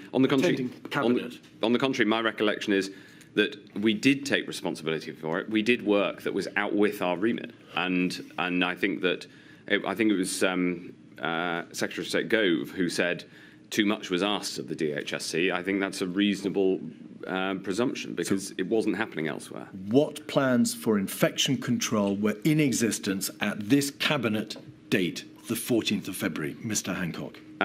The plans in place at this point were still based on the 2011 strategy as updated by the work that had been done on the contain, delay, mitigate strategy. Doctrinally, the 2011 strategy was still maintaining its... It was still having an influence. What in practice, what in hard copy or email were the plans for infection control by the 14th of February? So they would have been based, again, on that plan, but that plan was not focused on overall slowing the spread of the virus. No, thank you. As the Secretary of State for Health, you have to acknowledge, Mr. Hancock, that by the 14th of February, there were still no plans for infection control in existence. There was a 2011 strategy report. You had, to be fair to you, commissioned a battle plan, but nothing had been committed to paper, had it? Well, the commission of an early work on that battle plan had, but if your point is, was enough going on, absolutely not. To the degree that there was something going on, there was clearly not enough. I can't speak to exactly what was there on the paper without you bringing it to my attention. Well, I can't prove an absence, can I, Mr. Hancock? You understand the question. The question was about whether there were plans for infection control in existence. On page 6, to go back one page, the Prime Minister, in the context of the messaging so far, had said he believed it had struck the right balance between preparing the public for what might happen and not causing unnecessary alarm. Can you recall, from your attendance at the meeting, to what extent the Cabinet and the Prime Minister were still concerned about being accused of overreaction or of alarmism? Yes, that was... Which date? Sorry, for your answer, which date? It's the same meeting, 14th of February. Thank you. Yes, that was a live consideration all the way through. In summing up, on page 8, the Prime Minister noted that he was grateful to you and your department for your work, and in particular for getting the balance of communications right. There was potential for the virus to have a large impact impact on the United Kingdom's economy, and it was important to be ready for that. You don't appear to have said in terms to the Prime Minister and to your cabinet colleagues, containment has been lost. China has given up or has lost the fight to contain coronavirus 19. We have no practical measures for control, infection control. There is no test and trace system capable of dealing with the problem. And there are still no plans in existence for providing any kind of practical support in terms of countermeasures. Why did you not say those things? That's not how I'd characterise the situation. The first thing is that I'm not confident that by this cabinet meeting I will have known that SAGE had concluded that containment was lost. And in fact, I don't think that I was told that for a number of days after. As I said, I'm not exactly sure when I was told that, but this meeting was the morning after the minutes of SAGE coming to that conclusion. First thing. Secondly, at this point in the department and in PHE and the health service, we were working extremely hard to prepare for the pandemic. I'd commissioned the action plan and work was underway on that. We were attempting and pushing PHE to build the testing system and all of the other things that we were directly responsible for.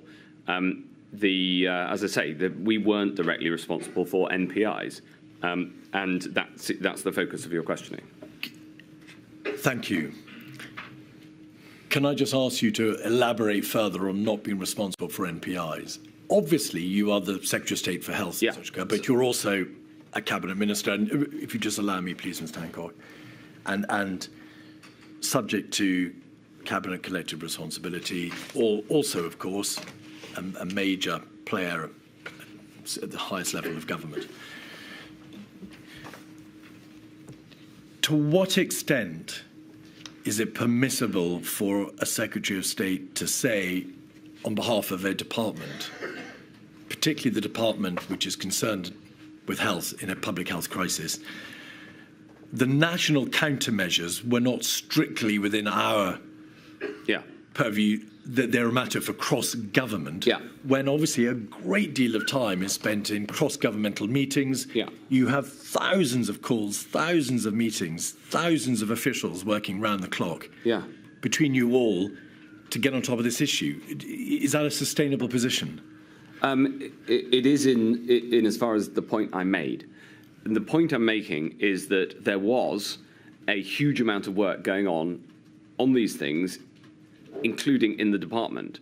The wider point I'm making is that there was a limit to what we in the department could do, what it was reasonable to do. We frequently strayed outside the limit of what a health department ought to or normally did.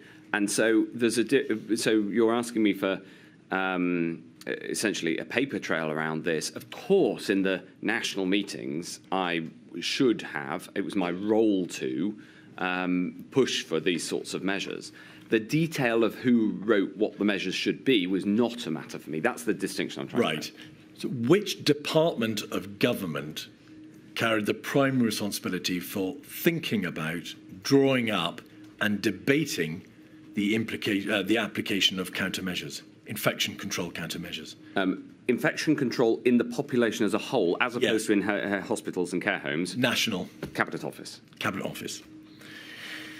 Cobra on the 18th of February, 56227. Again, you chair this Cobra, Mr Hancock. It's one of them, I think 5 or 6 Cobras at that time that you chaired. Sir Professor Chris Whitty on page 5, paragraph 2, provides an update on the global risk. Both escalation to a global pandemic and isolation of the majority of cases to China remained realistic possibilities. Now, mindful of what you said, that you don't know when you were told that SAGE had concluded that China had failed to contain coronavirus 19. This is now 4 days further on. Did anybody think, as far as you're able to tell, to stop and say, well, if China has lost control, to what extent can we be assured that it is only still a realistic possibility that the majority of cases will be confined to it? There seems to be very little debate about this assumption. This final sentence that you've brought up here is my recollection of what I was being advised at the time and what I thought at the time. So when I was struggling to answer the question of when I was told that, the conclusion from SAGE, this is close to what I remember understanding at the time. Right. Yeah. On the 18th, and you have to remember, in terms of process, apologies, SAGE outcomes were reported to me by Professor Whitty. Did you not read the minutes? Later in the pandemic, I took the minutes directly, but at this early stage, I was given a readout from Professor Whitty. Did anybody know that the Secretary of State for Health was not reading the minutes day in, day out from the sole Scientific Advisory Committee on Emergencies? I don't know. The evidence before this inquiry, Mr Hancock, is that the minutes were deliberately consensus-driven and short. They were quite short. Yeah. To enable them to be read by Cabinet Office, DHSC, Civil Contingency Secretariat, Number 10, and so on. But they weren't read by you. They certainly were when they were presented to me, and they were and they came up and they were reported to me by the CMO, and this is my understanding of the situation at the time. Can I press you, please, to help us with when you first regularly started being presented with and reading SAGE? I asked for them at some point in the middle of, at some point in February, to be regularly put in my box alongside being. But the formal process was not that. I mean, we can come on to this because I've got quite a lot of thoughts about how this interaction operated, and it's very, very important. With hindsight, I think I should have gone and listened directly to the debate in SAGE. I don't think that would have queered the pitch. But the process of SAGE was that SAGE was a committee that, remember, at this point did not have the sort of nationally known significance that it does now. It was a group of scientists who came together to make recommendations and bring the science to the CSO and the CMO. Regardless of their public prominence, Mr Hancock, the position is that SAGE was the sole body providing science on the characteristics of the virus, what it amounted to, what the threat was, what in theory could be done, and the minutes from that body, which were being produced on a tri-weekly basis, were not, you say, being put before the Secretary of State responsible for public health. Not in the first instance until I asked for them, but also the premise of your question is not correct. They were not the sole and only body. They had subcommittees like SPI-M. There was NERV-TAG, which reported formally into the department, and of course there was a much wider body of publicly debated scientific advice. So SAGE was an important body, but I think that it would be wrong to fetishize the existence of and the role of SAGE. Was there another scientific body concerned with emergencies for the United Kingdom government? Yes, NERV-TAG, for instance, had significant NERV-TAG was a DHSC subcommittee which reported on new and emerging viral threats, an advisory group reporting to DHSC. What other scientific emergency body provided advice to the United Kingdom government? As I said, NERV-TAG did to me through JVT, he was my rapporteur on NERV-TAG, and then SAGE, of course, had a number of subcommittees. Right. On 18th of February, your witness statement records, paragraph 194, that you were told by Public Health England that the country's approach to tracing all contacts was unsustainable. Yes. Did you know that on the day or by the time that you chaired the Cobra on the 18th of February? I don't know. On page 7 of Cobra, of those minutes, paragraph 17. The Civil Contingency Secretariat said there was work to be done to create a clear plan of activity across the United Kingdom government from the moment of sustained transmission to its estimated peak, which was likely to be a period of 3 months. When you heard those words, did you understand that the director of the Civil Contingency Secretariat was referring to a clear plan of activity for infection control measures, i.e. to do with the subject matter of what came the 12th, 16th, 20th, 23rd March measures?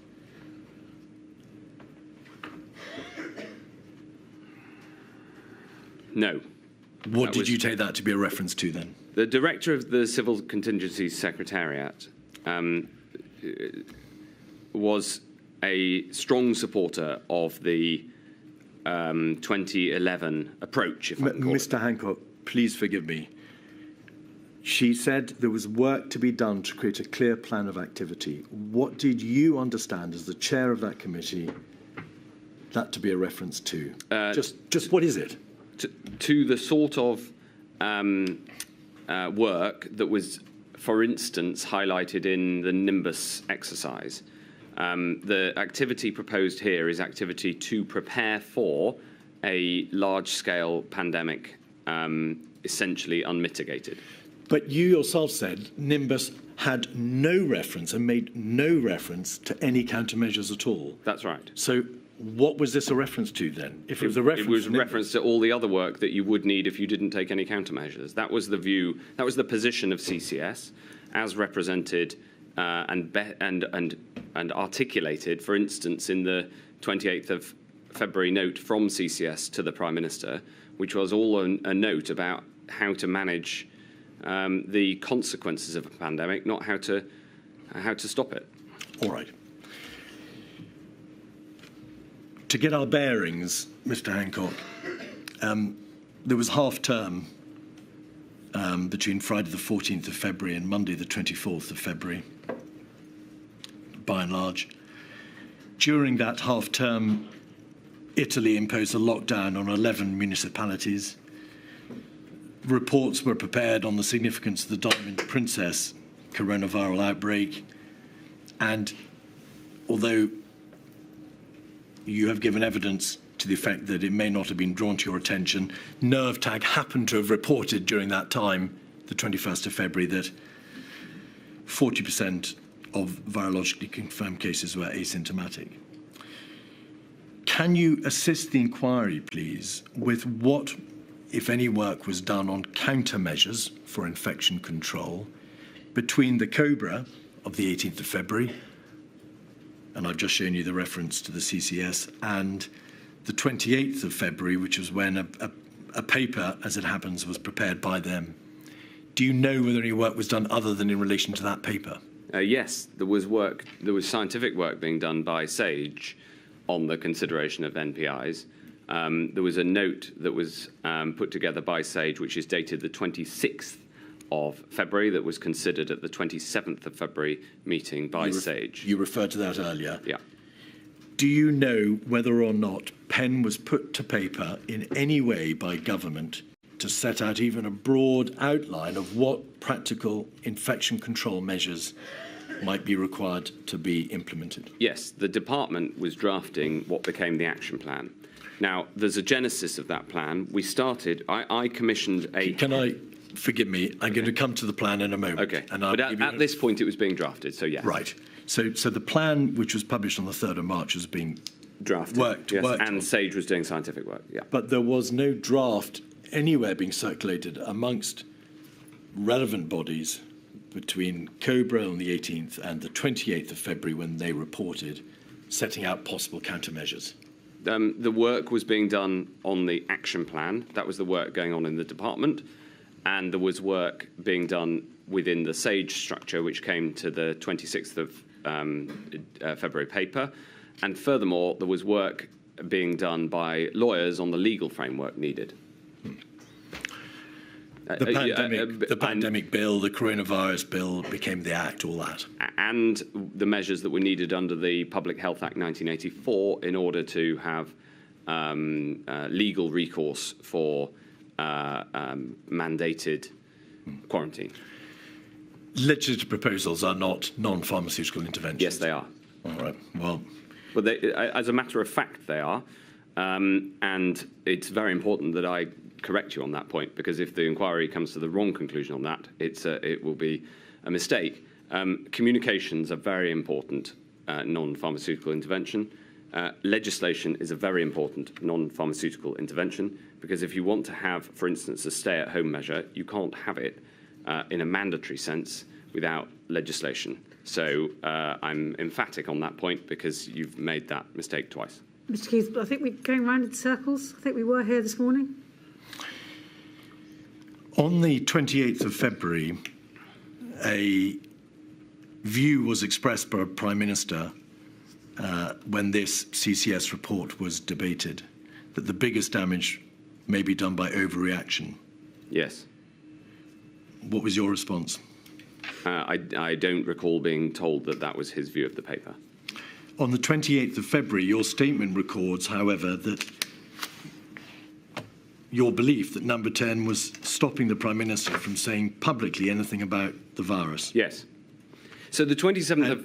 Sorry. And you knew that that was because there was a concern that it would be seen to be overreacting. Yeah, the 28th of February was an important day in the response, and it was important in this way. I had a readout from the SAGE on the 27th, which both took the paper on NPIs that we've just been talking about and also discussed the 1% IFR figure. The 1% IFR figure is very important, because if you have a 1% fatality rate at an 80% of the population getting it, you end up with a reasonable worst-case scenario of just over 500,000 people dying. And I found that out on the evening of the 27th, if I recall correctly. On the 28th, I was still not being allowed to communicate in the way I'd want on this, not able to go on certain radio shows, including the Today programme, which is a very important part of the national debate. And I phoned up the Prime Minister, and I remember it very well, because he didn't take the call, and then he called me back, and I was in a classroom in a primary school in Suffolk, in Haverhill, in my constituency, and I had to say to the kids, I'm really sorry, the Prime Minister's calling, I've got to go. And it was quite a moment. I came out and I said, Prime Minister, you need to chair a Cobra, and we need to be able to communicate properly, including on all of the programmes, instead of having this political boycott. That led to, I wanted a Cobra that day, and I told him he should chair a Cobra immediately. In the end, we had the Cobra on the Monday, which I think was the 2nd of March. Over that weekend, I went out and communicated in public about all the things that we might have to do. We might have to close some schools. We might have to shut down whole cities. I don't rule anything out, I said. And that all flowed from this phone call on the morning of the 28th of February. And I regard that as the moment that the centre of government, led by the Prime Minister, really started to come into action. And if I may say so, with hindsight, Italy having locked down initially locally in Lombardy on the 21st of January, and then nationally locked down around also the 28th of February, if at that moment, having seen the SAGE assumptions, which they didn't properly fully adopt, but nevertheless, and you've heard from the scientists on that, if at that moment we'd realised that it was definitely coming and the reasonable worst case scenario was as awful as it was, that is the moment that we should, with hindsight, have acted. And if we'd had the doctrine that I propose, which is as soon as you know you've got to lock down, you lock down as soon as possible, then we would have got the lockdown done over that weekend, in on the 2nd of March, 3 weeks earlier than before. There's a doubling rate at this point, estimated every 3 to 4 days. We would have been 6 doublings ahead of where we were, which means that fewer than a tenth of the number of people would have died in the first wave. At the time, there was still enormous uncertainty. The number of cases was still very low. In fact, there were only 12 cases reported on the 1st of March. So you can understand why, and the costs of what I'm just proposing were known and huge. So I defend the actions that were taken by the government at the time, knowing what we did. But with hindsight, that's the moment we should have done it 3 weeks earlier, and it would have saved many, many lives. Monday, the 2nd of March. That is, with hindsight, having obviously thought about this and reflected on this a huge deal over the last few years, with hindsight, the moment we should have been able, first moment we realistically could have really cracked it was on the 2nd of March, 3 weeks earlier than we did. Mr Hancock, you have been heard loud and clear. At that meeting on Cobra, the 2nd of March, the Chief Medical Officer said that interventions to delay the spread of the virus must not be implemented too early. Yes. It is clear from Cobra minutes from the 4th of March, your witness statement, paragraph 236, to the effect that there was a real debate about whether the public might comply. Yep. Your witness statement at 269, which is that you were asked by people outside government why the government was not introducing restrictions sooner, and you responded by saying you'd received clinical advice to the effect the government, quote, should not go too soon. And you also refer to how your sense was that the wider world was moving faster than the official advice was being received. For how long did this notion that in terms of the application of countermeasures, the country should not go too early, which transmorphed itself into a debate on behavioural fatigue in due course, how long and to what extent do you assess that that debate slowed down the reaction so that we've found ourselves in a position which you've eloquently described, which is not going as early as you now, with hindsight, assess we should have done? For 2 weeks, and you can trace it very clearly.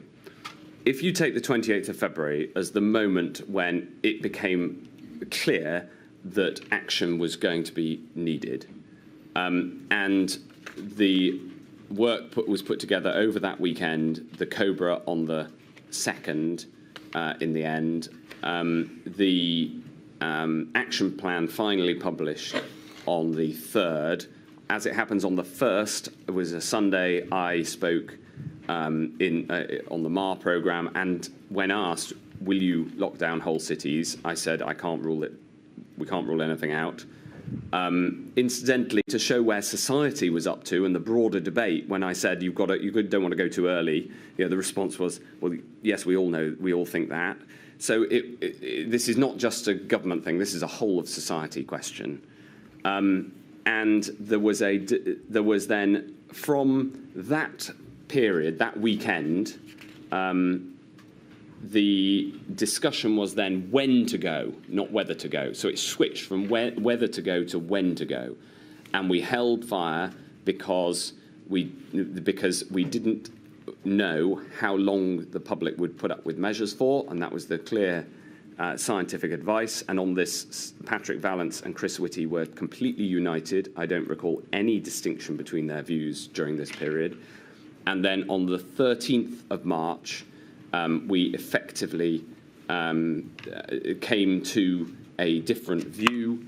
I've had the chance to check because you questioned the phone call I made to the Prime Minister. It was at 3:34 that afternoon. I've been at 3:24. I've been able to check my phone records, which have come to light since. Hold on. No, Mr. Hancock. You know perfectly well that we have scoured every possible source for documents and material relevant to the issues in this inquiry. Are you saying that you have a record of a phone call which you've not disclosed to this inquiry? No, there isn't. There's only a record that the phone call took place. So you don't know what you said in that phone call? I do. All right. Proceed. So that's on the 13th. evening of the 13th, I send the email that we discussed earlier. On the 14th, we're in Downing Street, and we have a series of meetings, including some in the cabinet room and some in the smaller office. And then on the 15th, had the formal meeting at which we decided to take action. Please come back to the issue, which is the issue I asked you about, which was the concern that going too early would limit effectiveness. The CMO, and we must be clear about this, of course there was a whole society anxiety, to use your phrase, whole society, concern about should we be contemplating the intolerable? Yeah. Should the country countenance these extraordinary, unprecedented measures? With enormous costs. With enormous costs. I've asked you about a notion which is expressly referred to in the Cobra meeting the 2nd of March, which was that interventions to delay the spread of the virus must not be implemented too early in order to ensure maximum effectiveness. Yes. So put aside the whole society anxiety. Yes. Your witness statement says you relayed to a particular former Prime Minister who asked you why weren't we going too early, that you had been told on clinical advice, that's your word, clinical advice, that we should not implement countermeasures yet. Yes. So what was the basis? Well, you've said it came from the CMO and the GCSA. Yes. This clinical notion. Yes. You're saying that lasted for 2 weeks? Correct. All right. And do you assess, therefore, that that was a major contributory feature to the government not acting earlier? With hindsight, yes. At the time, it was entirely understandable. All right. The action plan, and we can deal with this, please, briefly. Yeah. Because you've referred to it in a number of ways. The action plan was dated the 3rd of March. There it is. Thank you. Would you please just accept, for the purposes of speed, that it was a document prepared across the United Kingdom? We can see references to the DA's involvement there on the page. We know that it was commissioned by you, according to the evidence of Sir Christopher Wormold, on the 10th of February. You requested in an email to Kevin Dodds that the work be commenced. It was developed under the leadership, according to Sir Christopher Wormold, of the DHSC, and this was the document that was drafted from around about the 10th of February to the 3rd of March. Yes. Did the government, did the DHSC, did you or Sir Christopher Wormold ponder the wisdom of commissioning a report on the 10th of February that by the time it had done the rounds of government and been redrafted and re-edited and so on and so forth, was not published until the 3rd of March, by which time, as you've accepted, containment, for all practical intents and purposes, had been lost? Well, I initially commissioned it as a health action plan. I wanted to set out in public what the department needed to do. Sometimes when you're trying to drive action in government, publishing something is one of the quickest ways of doing it, because once it's published, everybody falls behind it. And then you don't have any arguments about what the plan should be. And so publication is sometimes most important for the purposes of driving action within government. This has been criticised as being high level and more of a comms plan. More accurately, I would say, of course, it was about explaining to the public what might come next, and we did a huge amount of explaining off the back of it. But it was also about telling the department, and then in the end, it ended up as a cross-government document and a cross-UK document about what we might have to do. You say, quite reasonably, that when you're trying to drive action in government, publishing something is one of the quickest ways of doing it. Sometimes. Quite. On this occasion, in the face of a fast-moving pandemic, it took 21 days from the commissioning to the publication.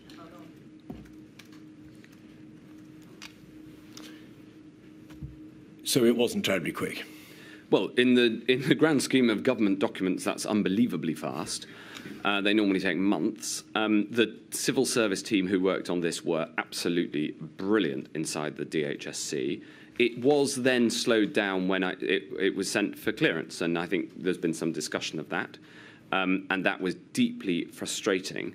But it was very, very important to get out, to drive action internally, and also to start to explain to the public the sorts of absolutely extraordinary things that might have to happen.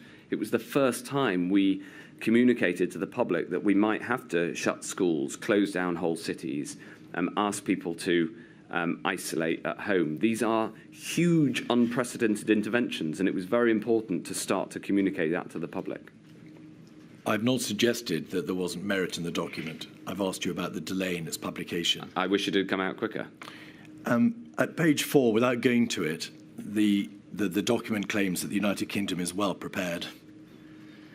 At page 10, in the context of the overarching strategy, you'll recall, Mr Hancock, contain, delay, mitigate. You, more than anybody, will remember those words, of course. The document significantly overpitched the reality. We weren't well prepared, and in so far as the strategy envisaged future loss of containment, and if control is lost, then we'll move to delay. Well, when it was this already over. Absolutely. When this was commissioned, that was the clear strategy, and that strategy remained formally in place until the 12th, 13th, 14th, exactly. 12th of March, indeed, containment was officially departed from. Can I ask you about... Just forgive me interrupting. I've just had another look at the action plan. There's quite a lot of information in there. What I can't find is too much of the action points. No, there's not nearly as much as I wished that there had been. They are in there. They're buried at the end. And it was enough to allow the media to then report it as we wished, which was these are the sorts of things that might have to happen. So closure of schools, for instance, they're mentioned, but they're not up front nearly as much as they should have been. You would say... I'd say better than nothing. I was going to say, you would say better than nothing, and I suspect you'd also say, remember that at the time this was commissioned, the DHSC expressly understood, and you've said yourself, that it had its doctrinal genesis in the flu plan. In 2011. And that's why there was a reference to closing schools, which was very much part of a flu plan, but no reference to the sorts of terrible countermeasures which we ultimately had to consider. Well, there are oblique references, but it was not as... Obviously, if I went back and rewrote it now, it would be completely different. Mr Hancock, forgive us, though.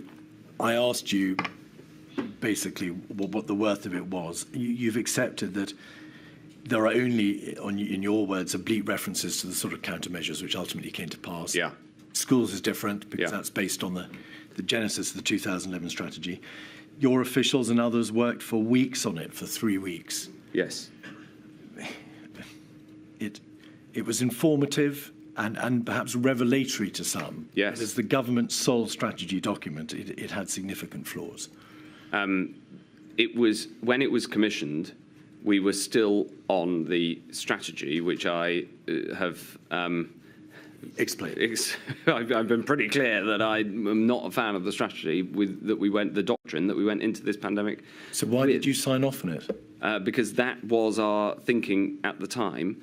And by the time it had then been delayed and stuck in the Cabinet Office, it was better to have it out and driving action than not than nothing. Yes. All right. Can I ask you briefly, please, about 2 other relevant events around this time? Did you call, in fact, the World Health Organization about the need for a declaration of a pandemic? On the 2nd of March, it wasn't, in fact, announced till the 11th of March. Yeah. Had you also spoken to the World Health Organization earlier about their declaration, which you, as you saw it, was delayed? Yes. Because the PHEIC wasn't, in fact, announced until the 30th of January, notwithstanding an earlier committee debate at the WHO. Correct. Right. I mean, I pushed and pushed and pushed on the WHO on both of those declarations. Well, I want you to I want that to be acknowledged. I mean, what I haven't been able to find is a record of the 22nd of January call, which I remember, which is when I was told we can't have a PHIC because somebody's on a plane, and it was a ridiculous excuse. And I thought that there might be some politics. It's not worth, which is outside the remit of this. Maybe you'll find that call in that little notebook that you've just produced. It's not a notebook, it was a phone record. All right. The 2nd of March, and another vital point, the Minister for Care was Helen Whately, was she not? Yes. At that time. You refer at paragraph 230 of your statement to how, at this time, the 2nd of March, your department and she made inquiries about the state of planning in the care sector. Yes. And was there a revelatory moment in relation to the state of planning, not countermeasure planning, but the planning broadly in the care sector? Yes. And what was that? So our early position had been essentially the constitutional position, which is that care homes are legally responsible to, contracted by local authorities. And therefore, they reported action through local resilience to local authorities, through local resilience fora up to MHCLG, and the department is responsible for social care with respect to policy, but not to any of the legal contracting or indeed the reporting. That was the position going into the pandemic. It is anachronistic, and it has needed reform for a long time, and those reforms have been delayed. That was the position going in. Helen Whately then, in early March, came to the very firm view that not enough was happening. In February, we had discussions with the care sector. We'd had round tables. But the policy position going in was that local authorities are responsible, and it turned out that it was something else that we as a department had to grip. Thank you for the description of the background. What you refer in paragraph 232, however, is that in terms of the planning, there is obviously an obligation on the sector, Mr Hancock, to produce plans for itself. Oh, yes. Regardless of the financing, regardless of the funding, and so on and so forth. She appreciated, and she messaged you, she'd only been provided with 2 existing pandemic contingency plans in the whole of the care sector. Yes. And that's what she told you? Yes, that's correct. All right. So I'm aware the LGA have said, no, there were more around. I don't know the facts of this. What I do know is what I was told, and I was told I'd asked to see them, and there were only 2, and they were inadequate. All right. On the 12th of March, Sage was presented with some slides, 56209.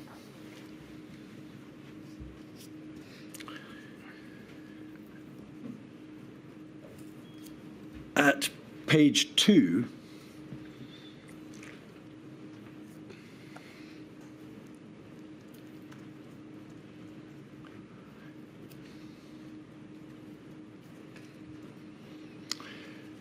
there is a reference in the first bullet point. Note, Sage advised that interventions 1 to 4 should each deliver benefits by delaying and flattening the peak and or lowering overall deaths.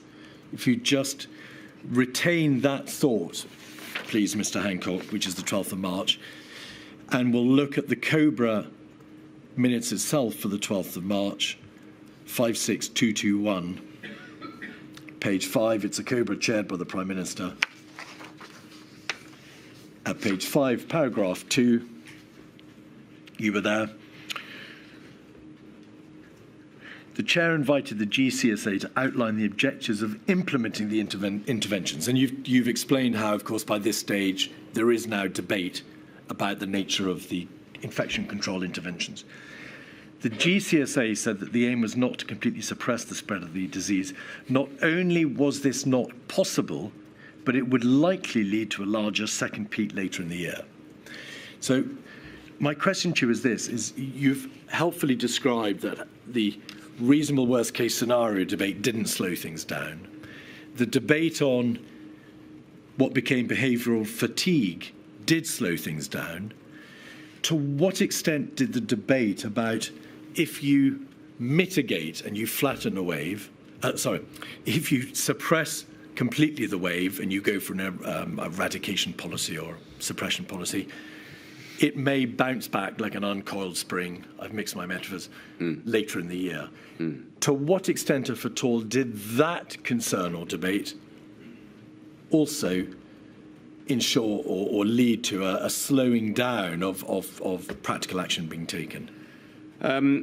Hardly at all, because this argument by the Chief Scientific Advisor that we should aim to, with a good outcome of herd immunity by September 2020, this strategy or this objective was rapidly overtaken by the decision on the formally taken, I think, on either the 15th or the 16th, to ask people to end all unnecessary social contact. Absolutely. That's the end of it.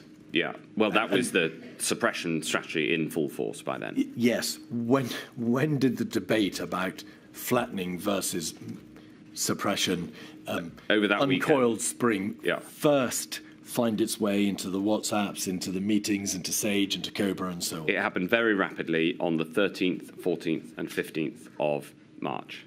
Well, I've put to you material from the 12th of March. There's a debate at Cobra 8 on the 9th of March about delaying a peak. But that was all about what is the right time for the intervention. So that was a debate about the point you mentioned earlier about the efficacy of intervention rather than uncoiled spring, if I can call it that. I don't know really what you mean by uncoiled spring, but there's this concern that if you completely suppress the virus, as soon as you lift the restrictions, it will uncoil and come back with greater vengeance later. As set out here. As the, I mean, short of without a vaccine, of course, that is a risk. Of course. That was discussed, but it was very, very brief, the point. The time in which that was the main concern was very brief. All right. Now, whether one calls it a change in strategy or a dawning realization or an acceleration. Yeah. On that Friday, or perhaps the Thursday, the 12th of March, Friday the 13th, and the weekend of the 14th and 15th, the government took what may be considered to be a very significant change of direction. Yes. The inquiries received evidence that there was a body of scientific material built up by that stage from the London School of Hygiene and Tropical Medicine. Yeah. Professor Edmonds, Professor Ferguson at ICL. Yeah. Also at Sage. There were papers from, in particular ICL, there were papers from Professor Riley. Professor Ferguson had emailed Ben Warner on the 10th of March. Sage on the 10th of March had been asked by Neil Ferguson, or rather the officials at Sage had been asked by Neil Ferguson, do they know what an epidemic with 4,000 deaths a day looks like? And there were, according to your witness statement, there was much more data available by that weekend on the likely impact on the NHS. Yes. Could you just assist with the contribution from the DHC in terms of that acceleration? It looks as if Mr. Cummings and some of his associates and colleagues and the scientists and the NHS were providing the stimulus, the spur to this acceleration. What was coming from the DHSC in terms of trying to change the position of the government? And that is a entirely open-ended question. Maybe you'll say you were the one who was pushing, or Sir Christopher Wormold was pushing. Can you assist us? The clinical advice coming from the department was coming from Chris Whitty. My contribution in this period was that on the 12th, I decided at this point that we were going to have a UK-wide response, and of course health is a devolved matter, and we can come back if you want to whether or not that's a good idea with a contagious disease as opposed to a health service. So I went to Edinburgh and then Belfast and and Cardiff and discussed with my opposite numbers in the DAs. And then I had a G7 call, which I actually took in the health department in Cardiff. And that had a very, very significant impact on me, because I heard directly from my Italian opposite number.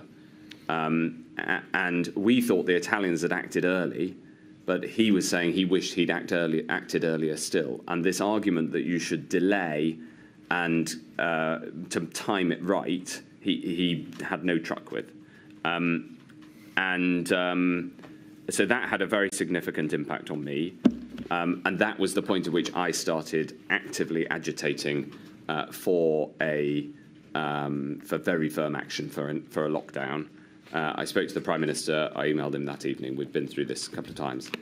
So essentially what happened was that over the period for the first 2 weeks of March until then, we continued to work on all of the health-specific things that are necessary.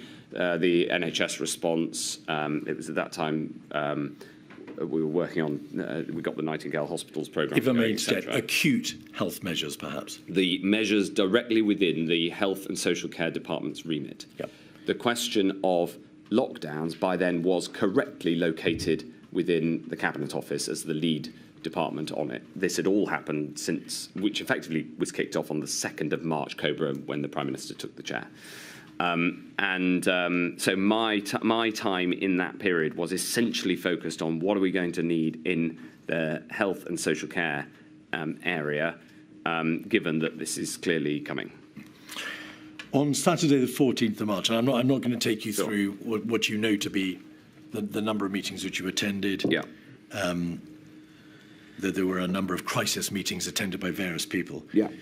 But you contributed to a WhatsApp group debate together with the Chief Scientific Advisor, the Chief Medical Officer, the Prime Minister and Mr Cummings, pithily called the CSA, CMO, MAT, PM, DOM group, 48399, page 3. On the 14th, on the Saturday at 7:30,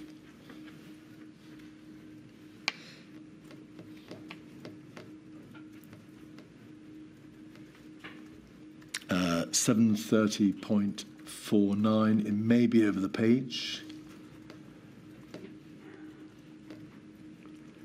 Yes, there we are. Thank you. There is a debate commenced by Mr Cummings. I think we need to move fast on social distancing, work from home. Oldies shouldn't go to weddings, closing pubs, nightclubs, and so on and so forth. And then there's a debate, Mr Hancock, just to refresh your memory, about how the public need to be informed as to the nature of the crisis and what needs to be done. Yeah. And Chris Whitty agrees. And you say this: we also need urgently to address the WHO criticisms of our approach. Yes. We need to ramp up testing, not stop testing. Yes. Just bearing in mind, of course, community testing had stopped on the 12th of March. Yeah. You had, and it's obvious from the paperwork, you'd openly recognised the alarming news that there was no sophisticated test and trace system beyond the first few hundred. And then you say we need to continue contact tracing and introduce self-contact tracing. Yeah. Both of these are in hand. Yeah. What did you mean by both of these are in hand? On the 12th of March, it had been announced that we were going to stop community testing and stop contact tracing. I don't want to overplay it because I didn't actively stop it, but I was sceptical of whether we should stop these things. I'd been trying to drive up testing, trying to get PHE to engage the private sector in testing. And I basically, at this point, had the confidence to say what I previously thought, urged on by the WHO, which was, what on earth are we doing stopping these things? We need to keep driving. Quite. But the testing in the community had stopped. There was no contact tracing thereafter in the community. There was until I got it going again. Quite. There was no self-contact tracing Why did you say both of these are in hand? Because by then I'd issued the instruction internally that we should not accept that these have to stop. Now, on so just pause there. Could you please help the inquiry with what those instructions were and when they were? I don't know the detail of them, but what I remember is, firstly, that the approaches were different on testing and on contact tracing. Indeed. On testing, the problem at this point was that we didn't have enough tests for community testing.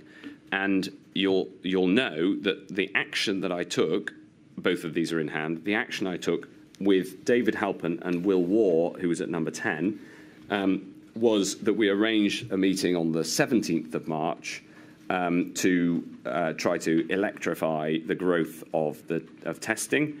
And at that meeting, I took the responsibility for testing from PHE back into the department and drove it very hard from there, and I'm happy to answer any questions on that. Forgive me, Mr Hancock, you said you'll know that the action I took.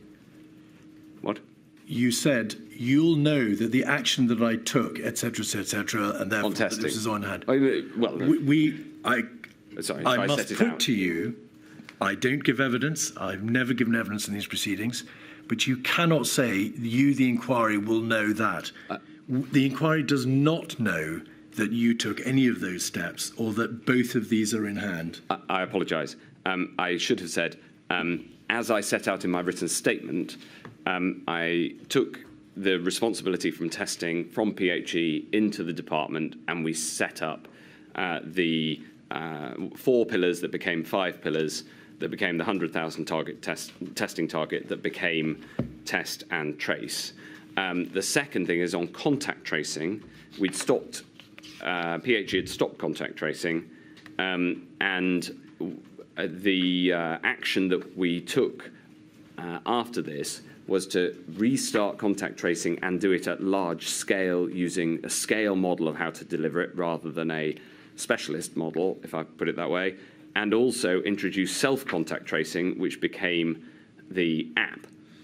So that is what I mean by both of these are in hand. It's shorthand for two absolutely enormous programs that came from this. They'd all started by the 14th of March. I kicked it off after. What happened was I basically was uncomfortable with these decisions that were made by that were advised, but I accepted them. So I accept responsibility, but I was uncomfortable with them. The WHO criticised us for them, and I listened very carefully to that WHO criticism and essentially reversed the decisions. I think what the point Mr Keith is getting at is, were these all in hand by the 14th of March, accepting all that you said? Well, by in hand, what I mean is we're getting on with making them happen.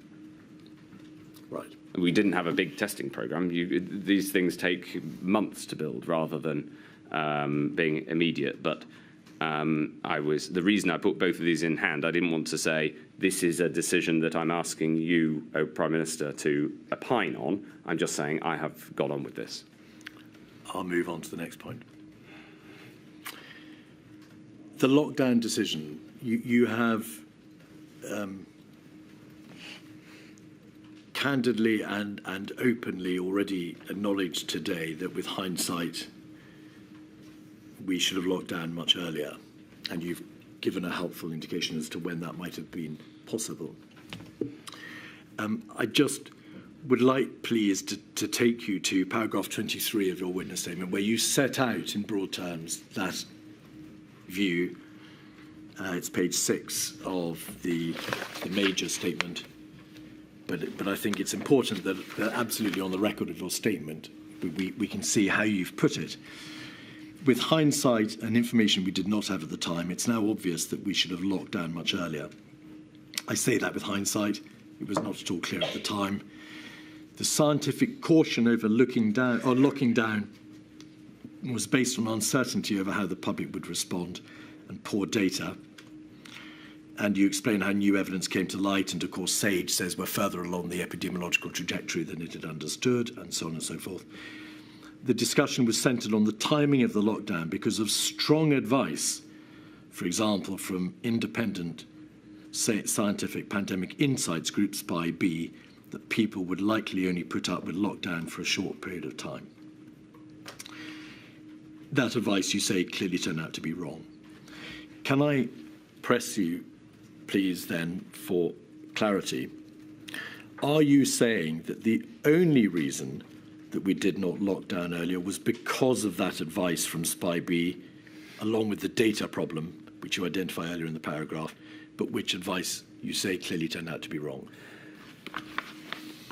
At this time, information was still sparse. The first death in the UK had happened on the 1st of March, and the case numbers were still, compared to what came later, very low. And so you have to understand these decisions in the context of what we did know and a lot of what we didn't know. So that's why I have a different view with hindsight compared to what happened at the time. I think it is the case that the concern over timing the lockdown correctly was the main reason why it wasn't put in place sooner.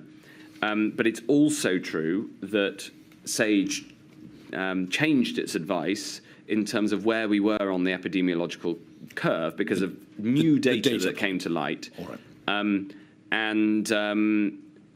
They thought previously we were around 4 weeks, quotes, behind Italy, which was the metric that we were using. Now, with hindsight, it didn't matter whether we were behind Italy 2 weeks or 4 weeks. We should have been, as soon as you know you've got to lock down, you've got to lock down. But this was the data that came to light. And in fact, David Halpern put it rather, he reminded me of a phone conversation I had with him when he was the first person to report on the key SAGE meeting to me. I later had a formal readout from the CMO, as I always did, but I heard from Halpern, and I remember being relieved because the anecdotal data I was getting out of the NHS and others was that this was going up the reasonable worst case scenario curve, and then it was formally came to us through SAGE that that's what was happening, and the irony was that to me didn't feel like new information. It felt like formal confirmation of what I'd been picking up from from analysing the data myself. 2 points, please, Mr. Hancock. You referred to SAGE, of course, saying, well, we're not as far behind Italy as we understood we were. Yeah. If I may suggest, it must be right to say it just didn't matter, because nothing that you and the DHSC or nothing in the Cabinet Office was doing, nothing that SAGE and NervTag and all the other various parts of government was doing, had been throughout February and early March predicated on what is Italy doing. Italy was doing what Italy was doing. So there can be no suggestion that any failure, if there is a failure, and if Milady finds there's a failure to impose the lockdown earlier, what was because of a misjudged reliance upon where Italy was in the epidemiological trajectory. No, on the contrary. On the contrary, if I may explain. If you just accept that proposition, we're in agreement. The United Kingdom government wasn't planning its response between January, February, March, and the 14th of March on what is Italy doing. It was just a feature. If I can explain, if you think that the timing, if you think you've only got a limited period lockdown that you can put in place, the timing of that lockdown matters. And watching the Italian curve was the best way of thinking what would happen here. And so the Italy data were important in that sense.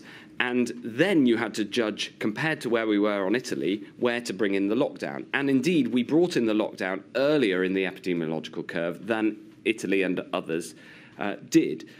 My point is not about whether or not it's right to base yourself off Italy. My point is the whole doctrine of waiting, sort of allowing it to come towards you and hold, and now we go. That was wrong. Instead, the moment you need a lockdown, you need to lock down. Indeed. I was making a point for the absence of any confusion or doubt that there was no doctrinal approach taken by the United Kingdom government necessarily predicated on the Italian approach. No, of course. It was that Italy was an example. Indeed. Yeah. The second point is this, is that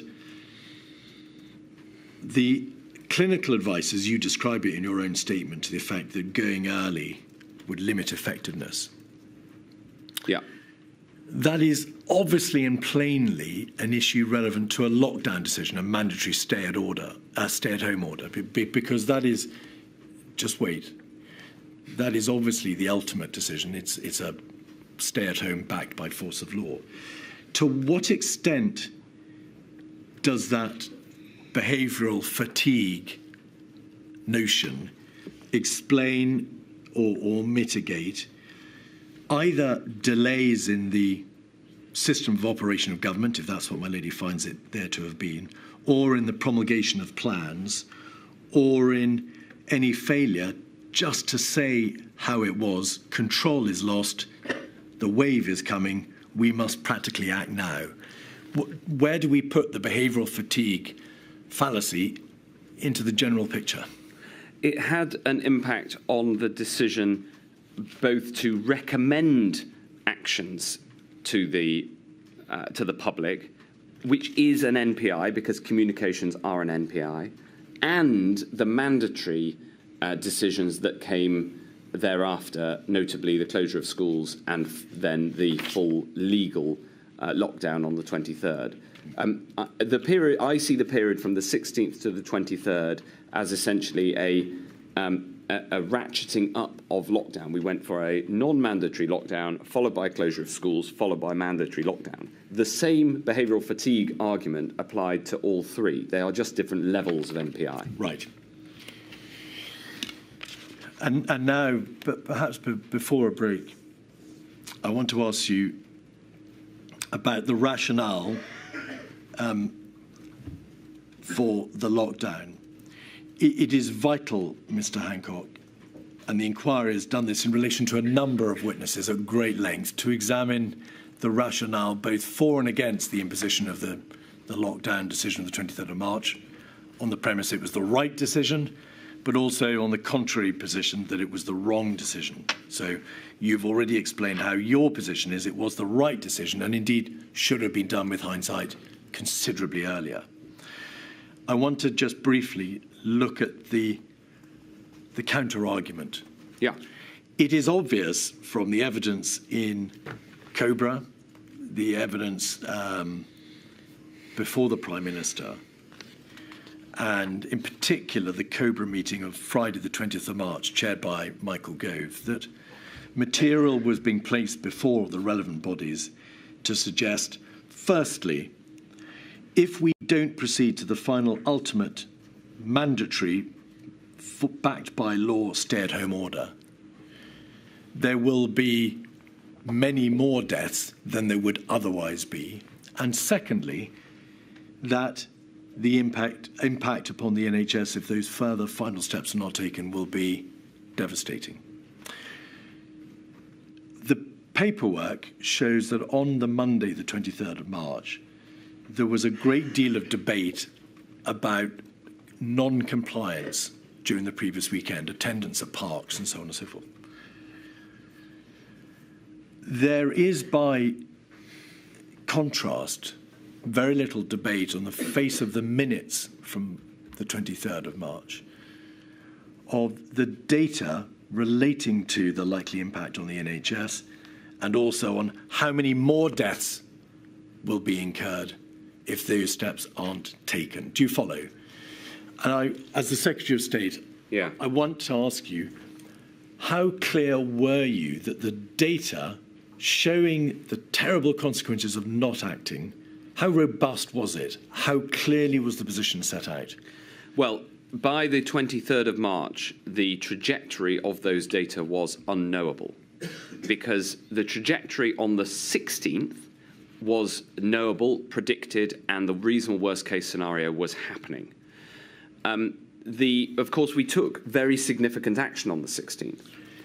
The stay-at-home request, if I put it that way, undoubtedly changed people's behaviour and therefore will have reduced R. Indeed. Because of the 2-week lag from a change in the behaviour of the public to a change in the measured case rate, we had no idea by how much it had reduced R. However, we took the view on the 20th that we needed to close schools. Previously, we'd been hoping to get to Easter and then Easter school holidays and then consider whether they reopen after the Easter school holidays. But by the 20th, we decided this was continuing to go up the reasonable worst case scenario. We need to pull that lever too.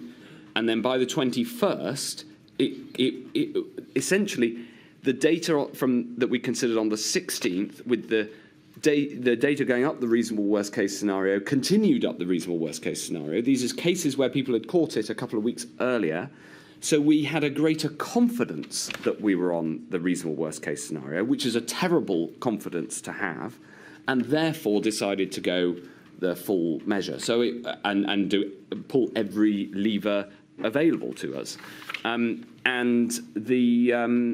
that was the consideration. So by the 23rd, there wasn't a new forecast of what would happen under the measures that were extant at that point, because it would be 2 weeks before we knew the actual impact on the 16th. It is entirely reasonable to argue that the measures on the 16th themselves would have got R below 1, but it is entirely unknowable whether that argument is true or not. I think it's false. And therefore, so I hope this is making sense, because it's about how we essentially it got worse and worse along the lines of the reasonable worst case scenario. And my objective at that point was to get as many levers pulled as hard as possible to stop the NHS from being overwhelmed. And the NHS being overwhelmed is incredibly important, because as soon as you run out of hospital capacity, the IFR itself goes up, and you get more deaths from non-COVID related health problems, and because people can't get treatment. So the point of overwhelming hospitals is not just because there's a moral duty to treat everybody. It's because the number of deaths gets materially worse because essentially the people die because they don't get treatment, and that's what we needed to stop at that point, and therefore we pulled everything. I've asked you about the data. The inquiry well understands the risks of direct and indirect mortality. You've said on the 16th of March, very significant action was taken. Those are your words. Mm-hmm. And of course, additional action was taken on the 20th, mm-hmm. the closure of schools ordained by Cobra on the 18th. The point is this, Mr Hancock. On the premise, which must be a reasonable premise, that the measures imposed on the 16th and 20th of March were designed to work, and were imposed because the government thought this will bring R below 1. Why was more time not allowed the following week for those sensible measures, which in good faith the government had imposed, to see whether or not R would come down as far as would be necessary to prevent the collapse of the NHS, which might happen on an exponential growth curve at some indeterminate point in the future? There wasn't data before anybody saying, and your answer may be, it's impossible to provide a clear answer because you're dealing with the context of an exponential growth curve. Correct. But there doesn't appear to be any debate about, just bluntly, we've done all this the previous week. The previous week's measures are very dramatic. Yeah. It was on the 20th of March an order that all non-essential retail and travel and everything was shut by advice. Yeah. Schools were shut. The next step on the Monday was producing or backing it with the force of law. Why did nobody say, just hold on? We don't have to do this. We've only just done these prior measures 3 days before.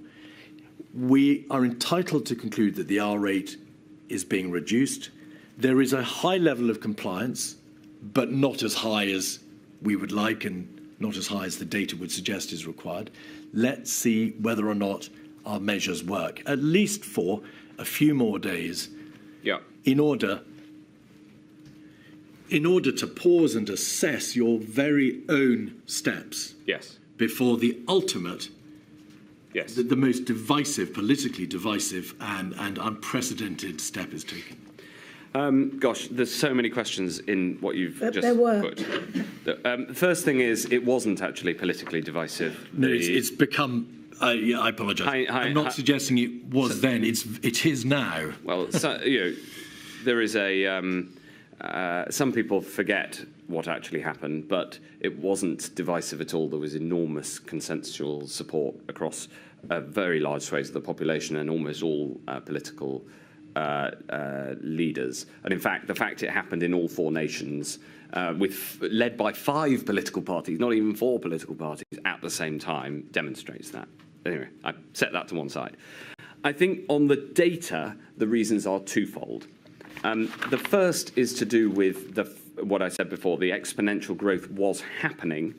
Thankfully, as a trained economist, I'm used to dealing with exponential curves and understanding of the stats and maths behind them. We had greater and greater confidence that we were on the reasonable worst-case scenario path, and that would lead to over 500,000 deaths happening. The problem with those forecasts was that they were coming true.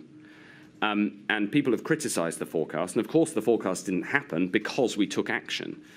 And so that's the first thing, increased confidence that the worst was happening. The second thing is that at the same time, we did have an assessment of the sorts of levels of reduction of human interaction that would be needed to get R below 1. Because if R is at 3, to get it below 1, you need to reduce by 2/3 human interactions at a rule of thumb level. And we were not seeing that level of reduction. I think the SAGE papers said that they were looking for an 80% reduction in 75 to get in human interactions to have confidence to get R below 1, because we thought it was between 3 and 4. That was not happening. So there are the 2 data points, if you like. That's very clear. The Cobra minutes of the Monday indeed show that the compliance rate was not up at 75%, but it describes the broad direction of travel as having some positive trends. Tube travel, attendances at shops and work and attendance and so on and so forth showed that there were very significant drops in attendance. And so broadly speaking, there was a degree of significant compliance. But you've identified that the primary objective of the government was to take action to meet the reasonable worst-case scenario, that is to say, to make sure that it didn't come to pass in its full horror. But you'd taken very significant steps just 3 days before. Why procedurally, well, why not in terms of process, could you not have waited a few more days to see whether or not the steps you'd already taken would bring about the very response to the reasonable worst-case scenario that you had taken those steps in the first place to meet? Because we didn't just want to not hit the reasonable worst-case scenario of 500,000 deaths. We wanted to reduce that very significantly, not least to ensure that the NHS wasn't Of course. I'm sorry. Of course. Strategically, that must be right. Yes. Let me put it another way. The plan was to reduce R below 1. Yes. As quickly and as efficiently and as speedily as you could. On the Friday, you had introduced a suite of measures, or a combined suite of measures, designed to bring R below 1. On Friday, that is what you thought would do the trick. By Monday, there was a realization it wouldn't work. It wasn't working, Cobra surmised, because the data showed that the level of compliance with the measures weren't high enough. Why wasn't more time allowed to see whether they would reach that level of compliance, at which point you could be assured that the measures from the Friday were working? 2 reasons. Firstly, because we expected that the impact on people's behaviour would start as a maximum and then degrade. In the end, the public were brilliant at, and that there wasn't that degradation at all, but that's what we were worried about. The second is that, from my point of view as the Health Secretary, my absolute, totally primary task at this point was to ensure that nobody went without NHS provision, and that needed a very significant reduction from the reasonable worst case scenario, and we only just got it low enough. So from my seat, I was just in favour of all the action you could possibly take. And I knew there'd be other voices that would argue for caution. And in fact, we did. The marginal item was whether we should mandate the closure of outdoor building sites. And in the end, we did not mandate that. But they almost entirely closed anyway. So of course, there was an argument about how far do we go. And we effectively pulled every lever except that one. But the building trade decided to pull it for us. We're going to stop there, Mr. Yes. Chief, I'm afraid. Otherwise, I'm going to have rebelling stenographers. I'm sorry, because it is mid-discussion. I should come back at 25 past.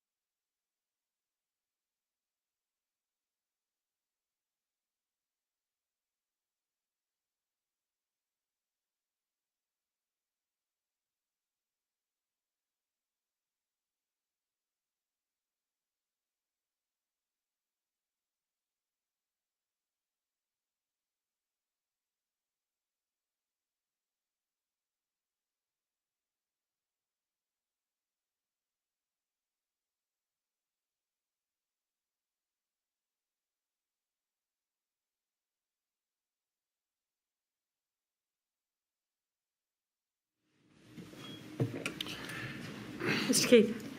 My lady, in the course of no doubt an overlong question, I suggested at some point earlier today that SAGE had not debated social distancing countermeasures until I said the 24th of March. In fact, it's the 25th of March. I think Mr Hancock thought it was the 26th of March. February, I'm so sorry, February. I've been asked by Mr Hill to make absolutely clear, and I'm delighted to do so, there was a debate on the 4th of February at SAGE about face masks, schools, PP, and a number of measures. On the 13th of February, there was debate about mass gatherings, school, work, and prisons, and a number of other areas, and that the full suite, if I may call them that, of countermeasures was discussed on the 25th. So the lockdown, being one example, was on the 25th.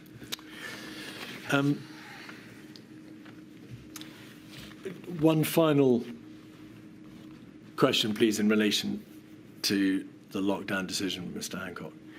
Could we just have up 274026? This is a summary, and the inquiry doesn't expect you to read through it or to recollect, if you have, the detail of it. It's a summary of the references from SAGE meetings, Cobra meetings, ministerial meetings, and so on and so forth, of how the likely damage to the NHS, the impact, was put at various times. So sometimes there are references to the NHS being overwhelmed, to it being overtopped. If we can come forward, please, and it'll mean scrolling through to about page 7 or 8. A bit more, please.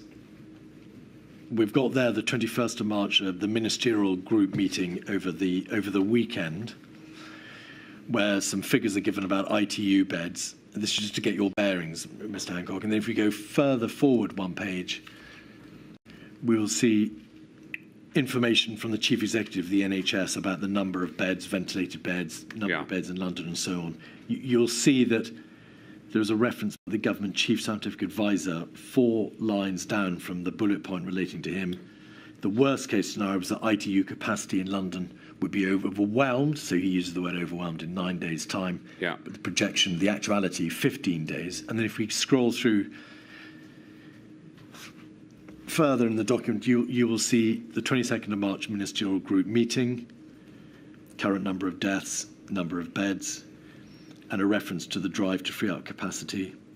23rd of March, of course, the Monday, how the NHS is being stretched in intensive care, and over the page 11, the Cobra and the Cabinet meeting 23rd, 24th. It is obvious, and you've described to the inquiry how Cobra and the Prime Minister rationalised that the NHS would be overwhelmed at some point if R continued on its exponential growth and was not brought below 1, inevitably, as certain as night follows day, the NHS would collapse because of the sheer number of deaths. Yes. Not because of the sheer number of deaths, because of the cases. Cases and deaths. But the point is that the NHS would not survive because of the nature of an exponential growth. To what extent did the government collectively have a view as to when that point might be likely to arrive? And I put it that way because you've explained, as has Professor Sir Chris Whitty, that the final analysis was based upon the correct understanding that an exponential growth would only ever end in disaster for the NHS. For the NHS, yes. But could you, and were you able to go any further in terms of understanding when that was likely to be? Would it be an overtop? Would it be an overwhelming? Would it be a complete collapse? Would it be in a matter of weeks? Would surge capacity be able to ameliorate the position? Explain what level of understanding was. I mean, in a way, the true answer to that question is nobody fully knew what that would look like, but we knew that it would be catastrophic. And in the paperwork, as you've just shown, when making the decision on the 23rd, the advice was 9 days in the reasonable worst case scenario, 15 days in the central scenario. But at that point, my worry was we were going up the reasonable worst case scenario, notwithstanding the decisions we'd taken on the 16th and the 20th. What that would look like, what that would mean, would be people going without treatment. And I was absolutely determined that that would not happen. And that came back to the Nimbus discussion and other discussions around that. And so we took a huge amount of action, and I thought that Lord Stevens, described that extremely well in his evidence. I pushed for him to expand both the physical capacity and expand the effective staffing, because one of the challenges that has been put at this stage is that, and it's there in some of the written evidence to the inquiry, that we didn't know exactly how many beds the NHS had, in quotes. Well, what matters is not a physical bed, what matters is a staffed bed, and that is flexible. In some cases, we took the staff ratio in intensive care, normally 1-to-1, up to 6 patients to 1 nurse. So it is flexible. The NHS would, you said in your question, would the NHS have survived? Of course the NHS would have survived. It would have done its level best and is an amazing and adaptable institution full of extraordinary people. But it would not have been able to provide care to everybody. And therefore, the number of people who died would have gone up even more than it would have done just because of the virus. And therefore, is this a fair summary? Notwithstanding the remarkable ability of the NHS to cope, notwithstanding the flexibility that there may be in the system for an increase in staff beds, in ICU beds, in surge capacity. Yes.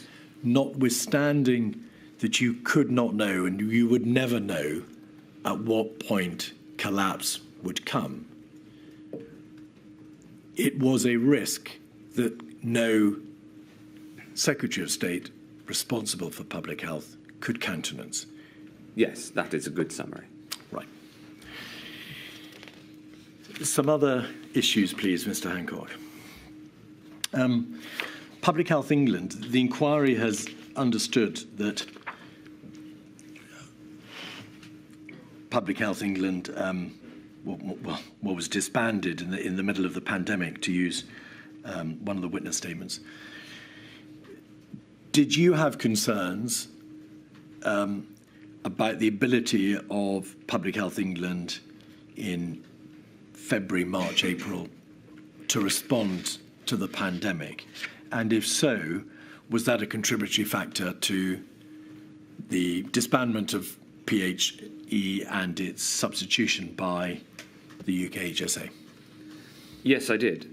Public Health England did an absolutely superb job, especially on the scientific research. And the best early example was developing the test in an extremely short period of time. And in its lab work and its analysis, it was first rate. Its genomics program was superb. There was one point in the pandemic when we were sequencing half of the genomes of COVID in the world. However, my view on this accords very closely with Chris Wormwold's evidence, which is that its capacity to scale was simply not there. It hadn't had the experience of scaling. This isn't a criticism of any individuals. It had a contact tracing system that was based on top quality, highly trained experts, whereas what we needed was much more like a call center Henry Ford style high volume contact tracing system that we eventually built. It was deeply frustrating that there was a unenthusiasm, if I put it diplomatically, to engage private sector testing capacity, and I personally had to get involved in sorting that out. Can I just pause you there? You refer in your statement to a particular problem in relation to the extent to which PHE found itself able to assist a particular commercial entity in its development of a test. No, the problem was that it wouldn't engage any private commercial entity. There were a couple, which I mentioned in my statement, who I asked them to contact because they'd come to me. I wanted them to support any private entity that could expand testing. It wasn't about these particular companies. What I wanted was testing capacity. There was a view, which was that there is across the country a large number of very small university or hospital-based and a couple of PHE-based labs, and that we should use these. But they were not scalable models. They were small, and they were essentially structured for science rather than structured for throughput. And so my concerns with PHE were really about its inability to scale. That was the first. The second was about a longer-term change that I thought was needed.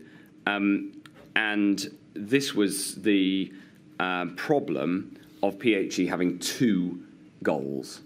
Is this the health improvement? Correct. It was responsible for health improvement, that is, improvement of people's health with respect to non-communicable diseases, obesity being the most important, but anti-smoking drives, for instance, PHE was very strong in these areas, as well as responsible for communicable diseases, either the normal ones that happen all the time, the occasional outbreak of Legionnaire's disease or Mpox or what have you, and preparation for very rare but extremely high consequence communicable diseases akin to a pandemic. And I have a background at the Bank of England, and it is akin to financial stability. Most of the time there isn't a problem with financial stability, but when there is a problem with financial stability, you absolutely need an institution that is going to lead in the response, and we have one. It's the Bank of England. All right. We did not have the equivalent, and now we do because of UXA. The second point you mentioned, the systemic change, if you like, to recognise that the new body focuses on health prevention, is plainly understood. Was it, in relation to the first point, though, truly the fault of Public Health England that it was unable to scale up the testing process? I mean, wasn't that a reflection of historical institutional failings? There just wasn't a system in place, and nobody, let alone PHE, could have scaled up in January, even if they'd been minded to do so. Do you think practically it had been open to them to take those steps, but that they failed to do so? I don't want to ascribe blame. It would have been better for the UK response had those companies that were experienced in diagnostics, albeit relatively small scale, especially compared to some countries like Germany, had been given the full-hearted support with the sputum they needed, for instance, early on. From mid-March, we did manage to develop this sort of capacity. It was slower than it ought to have been, and it's a vital lesson for the future that we need a testing system ready to go. And I'm worried that that is not there right now in case there's a pandemic. Maybe what happens if one of these diseases that we've read about in the last couple of weeks, the influenza in northern China, becomes pandemic? We need to be able to. My question now to the Secretary of State would be, how quickly can we get to 100,000 tests? How quickly are we going to get a vaccine? How quickly are we going to have 5,000 people in a call centre doing contact tracing? Do you happen to know for a fact whether or not the hugely impressive and extremely extensive testing system that was, of course, ultimately put into place has become degraded since the end of the crisis, or whether it is still in place? No, of course it's been stepped down. But you'd want to step some of it down. We built a capacity of almost 1 million tests a day. You don't need 1 million tests a day in normal times. What you need is the ability very rapidly to put it back in place. So, yes, for instance, Mr Hancock, I'm sorry to interrupt. You said, I'm worried that is not there right now. Correct. In case. So I'm asking you, do you know that it is now not there? Or are you saying it is still there, it's been stepped down reasonably, but you've got concerns about whether it can be stepped back up? That is what I'm concerned about. For instance, there were recently one of the major labs was put on the market, I think it would be better if it were mothballed and ready to go at the flick of a switch. All right. And can I just make one point on this? We spend £50 billion a year on physical defence, and we spend less than £500 million a year on UXA. We spend less than 1% of our total budget for defence on health security, yet health security failings have killed more civilians than any other external threat since the Second World War, and maybe even further back than that. And I think this is a spectacular imbalance in the amount of resources that we put into defence of this country against, say, a terror threat compared to a health threat. And I've got one particular axe to grind. I attended the National Security Council in my role as Secretary of State occasionally. The head of UXA should be on the National Security Council all of the time, not just brought in when there's a health issue on the agenda, because health security threats have been demonstrated to be the biggest threat to the civilian population of this country. Previous witness observed that had this been a threat in national security terms rather than a risk in public health terms, that the government may have, well, it would have had different structures in place, but it may have responded significantly differently. It would have had basically the same structures in place. It would have used them. Imagine if I'd gone to... I'm going to ask you very, very politely, just not to go any further. We understand, Mr Hancock, the point you make, and you've made this point in your witness statement. We understand the point about the difference between national security and threats and risks. One sentence. If I'd gone in mid-January to the Cabinet Secretary setting out a 50-50 chance of a terrorist threat that might kill 500,000 people, I think the Prime Minister would have chaired the Cobra, not me. Don't you? I don't answer the questions here, Mr Hancock. But there is obviously force in your observation. But can I ask you to move it forward? It may or may not be that the absence of a chairing of that first Cobra by the Prime Minister made a difference. That's a matter for my lady to determine. Can you go further and say that over the course of perhaps the following 4 weeks, there would have been a material difference in the whole system response? Yes. Right. So I didn't specifically mean the very first one. It was reasonable very early on. The responses were almost entirely within the health remit. That would have been like an MOD minister, the defence secretary chairing a Cobra on a defence matter. Totally reasonable at first. But when it became clear this was a 50-50 threat, given the reasonable worst-case scenario, then the whole National Security Secretariat and civil contingencies apparatus which exists should have been brought to bear on this crisis. And instead, what happened was a special advisor in Number 10 decided to try to make all the decisions out of his office. Mr Hancock, again, you've overly focused, if I may say so, on the structure and the committee structure. My lady would be much more assisted, I think, by understanding whether, if it had been a national security threat, that not just would there have been changes in the application or the approach or the utilisation of the committee structure, but would there have been a material response in the way in which the government responded practically in terms of the measures, the actions, the steps it might thereafter then take? Yes. Right. Thank you. The 100,000 test goal of April. Yes. I don't wish to linger on this subject. It is self-evident that it was a very considerable and impressive feat to ramp up the testing so that we can understand what the debate is from 10,000 a day at the end of March to 100,000 a day at the end of April. The inquiry has, however, received or has seen that there is evidence in the WhatsApps and the private communications, a considerable degree of criticism of you in relation to that feat. I'd like to suggest to you, and you will have no doubt reflected upon this, that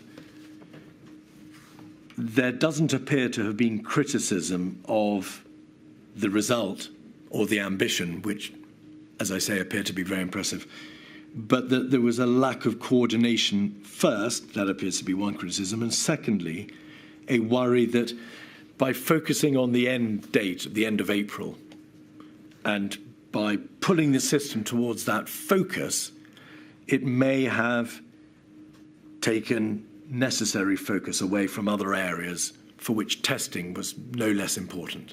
Do you understand the point? I've tried to understand this point. It doesn't have a logical basis, well, but it was made at the time. We presume you will reject it.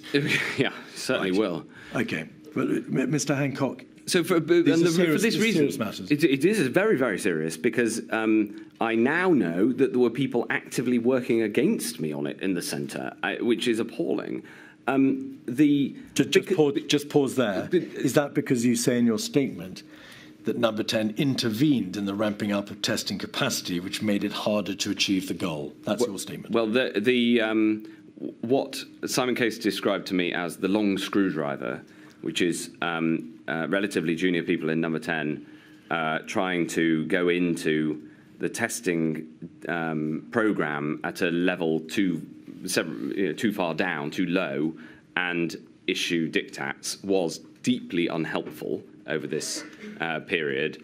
And proper lines of accountability would have been, following proper lines of accountability would have been much more effective. But that wasn't quite what I meant. What I meant was the criticism that instead of going for 100,000 tests, there were other things tests could have been used for, is wrong, and wrong in logic, because we needed the tests. Of course, we also needed to work out what we were going to use the tests for, and that was essentially a clinical decision. But what I needed to do from when I took over the responsibility for testing in the middle of, on March the 17th, was drive the system, galvanize the system, as somebody put it, quite right, and announcing a target, even though I didn't know that we could hit it, which is unusual in government. Normally, people only do things they're pretty sure they can achieve.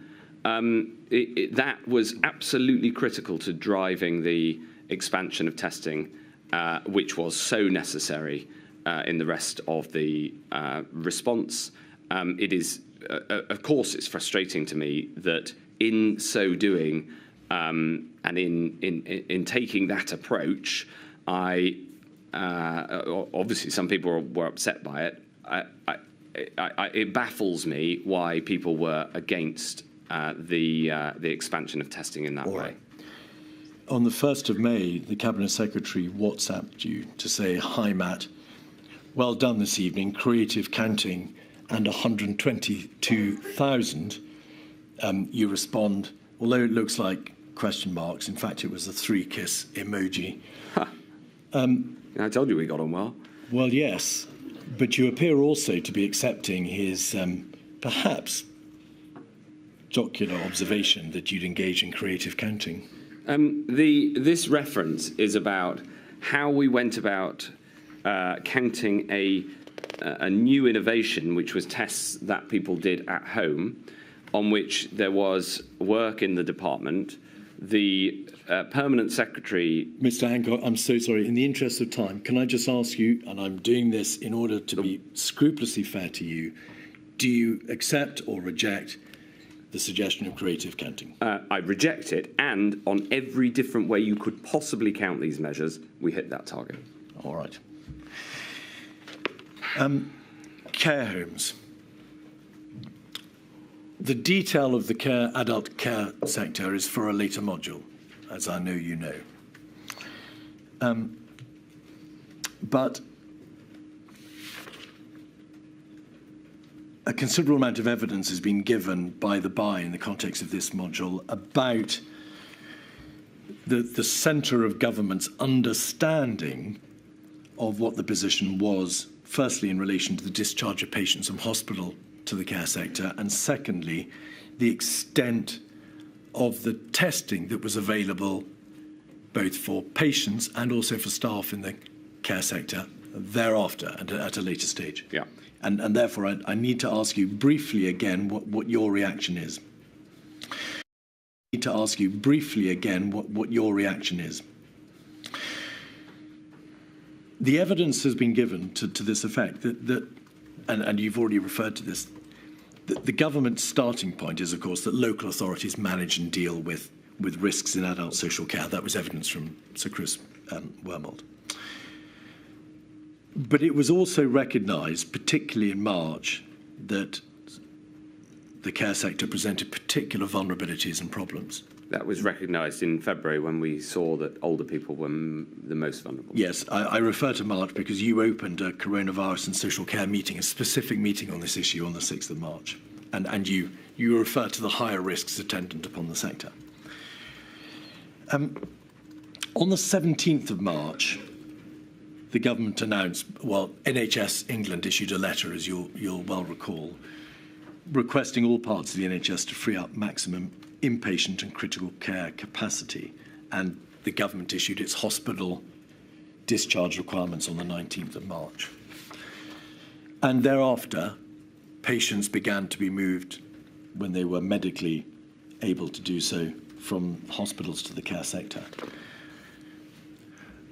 Can you please make absolutely plain whether or not those discharges to care homes from the 18th of March onwards were contingent in any way upon a negative test being available and applied? In March, they were not. Were any assurances given by you or others that testing would be in place for patients discharged from that date onwards? The assurances that I gave were very precisely the policies that were in place at that time. It's not a trap. There were, as far as we can tell, no assurances given by anybody that anybody would be tested from the 18th of March prior to discharge. It's plain. Yeah, I've been accused of various things over this. Will you bear with me? I'm Okay. going to come to the substance of the debate in a moment, but I wish you to acknowledge that the suggestion that from the 18th of March patients should have been tested but were not has no legs in it. There were no assurances. No, we didn't have enough tests. Precisely. There is a DHSC document dated the 2nd of April, 233798. And it says on page 4,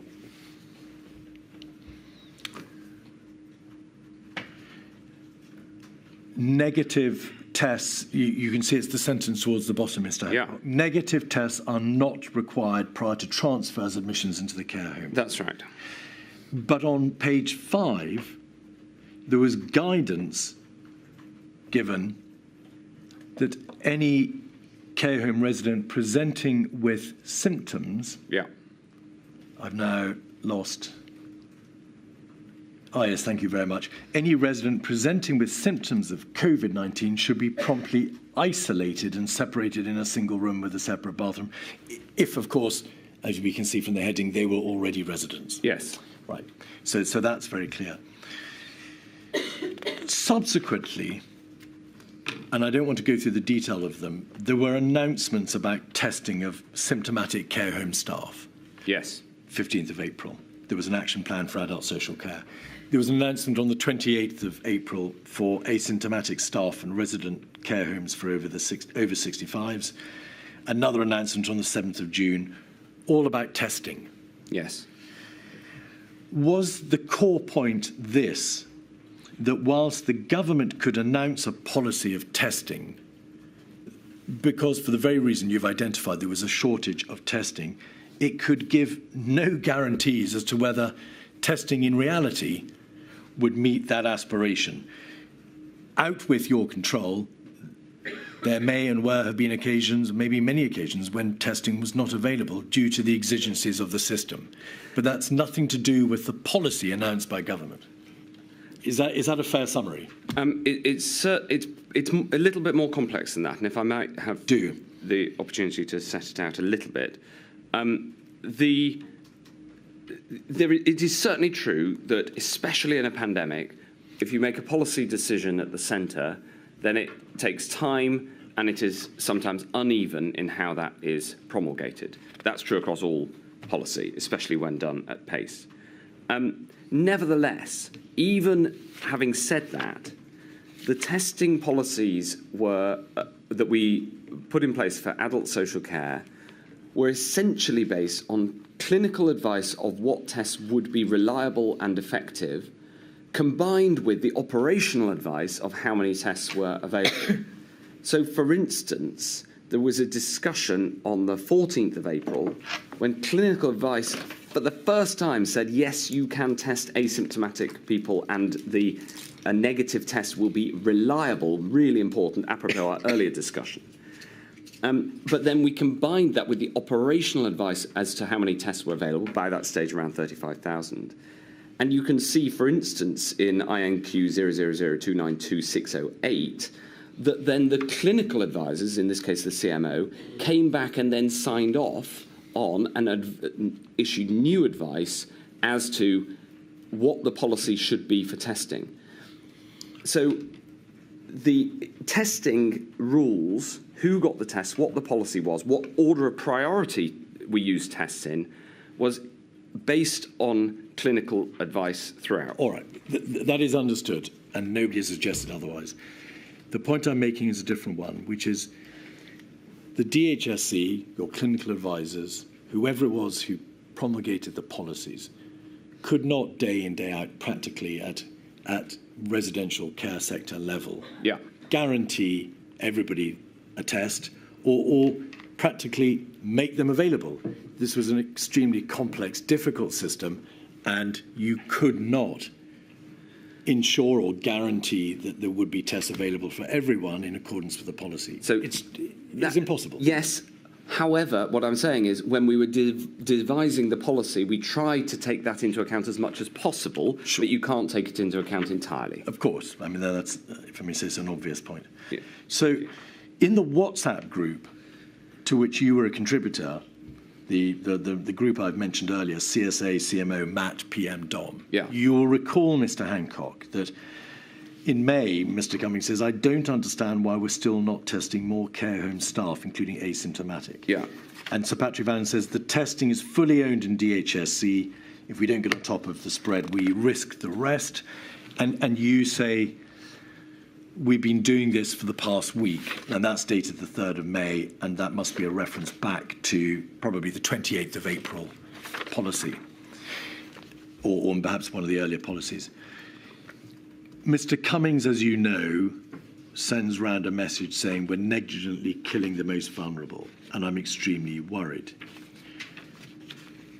Trying to be as neutral as you can in terms of your dealings with Mr Cummings, was this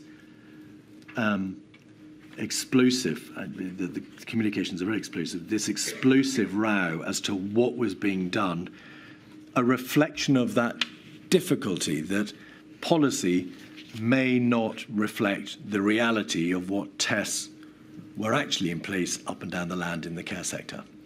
It was a reflection, in my opinion, of two things. The first is that you can find examples on the ground where the policy set in Whitehall doesn't match entirely. But it's also a reflection of the fact that, unfortunately, the Prime Minister's chief advisor didn't always try to ascertain the facts before making comments.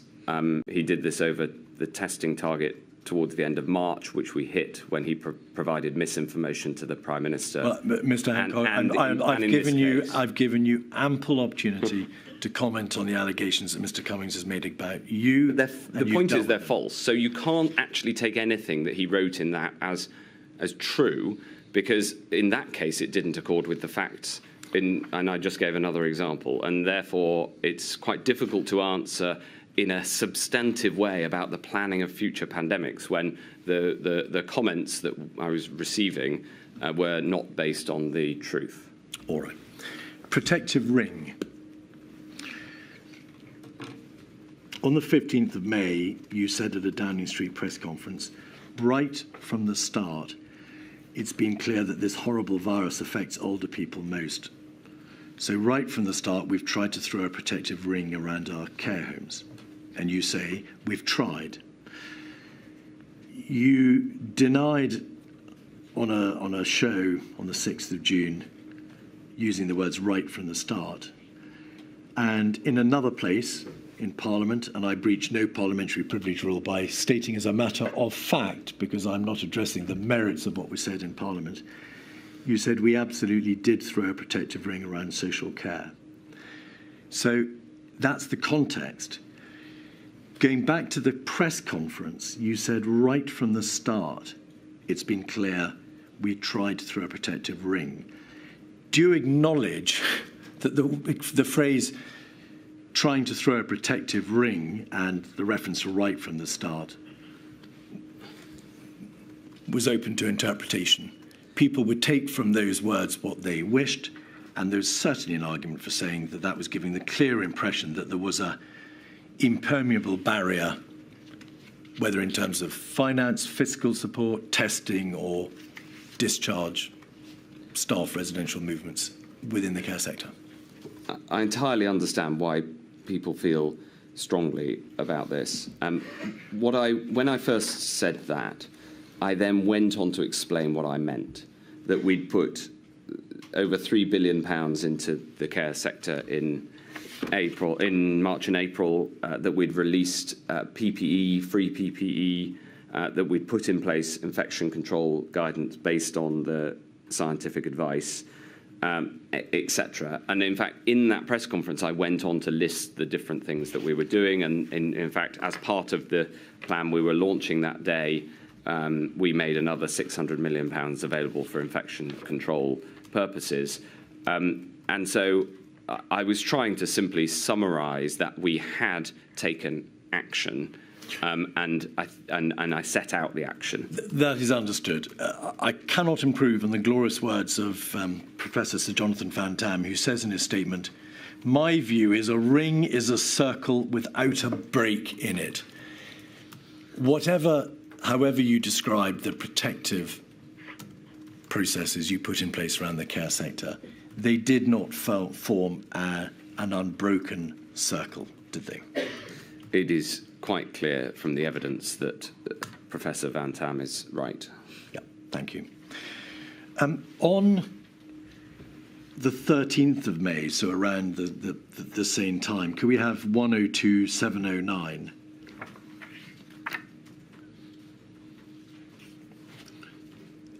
And it's the 13th of May entry at 12:47.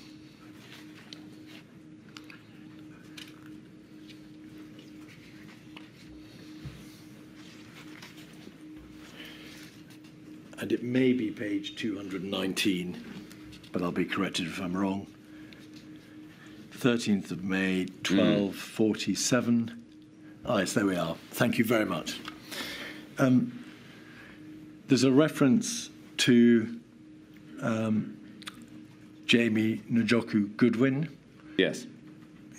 Is he one of your advisors, or is he? Yes, he was my media advisor at the time.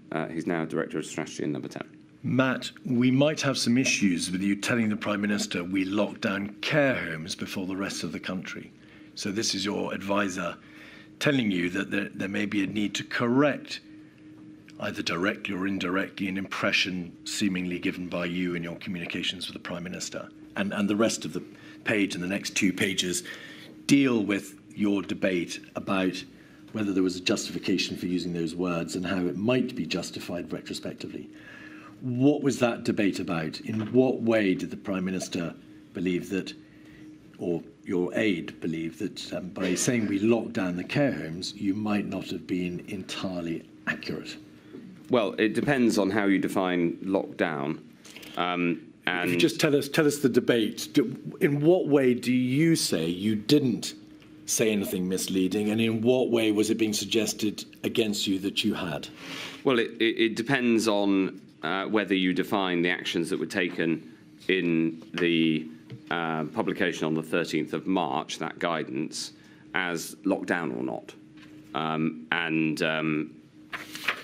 unless we. So it was in the debate. It was in the detail. context of the 13th of March measures. Yes, is that the answer? because the critique being put at the time was that we took action to protect people in care homes later than locking down the rest of the country, and that was not true because we took action on the 13th of March with respect to care homes.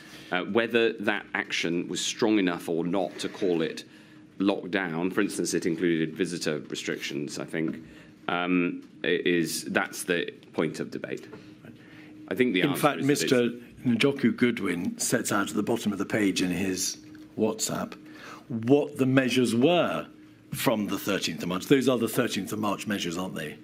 To minimise the risk of transmission, care home providers are advised to review their visiting policy by asking no one to visit who has suspected COVID-19 or is generally unwell, and by emphasising good hand hygiene for visitors.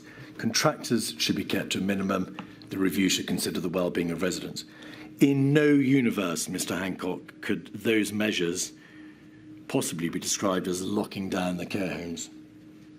I think that's what Jamie was trying to tell me. All right, thank you.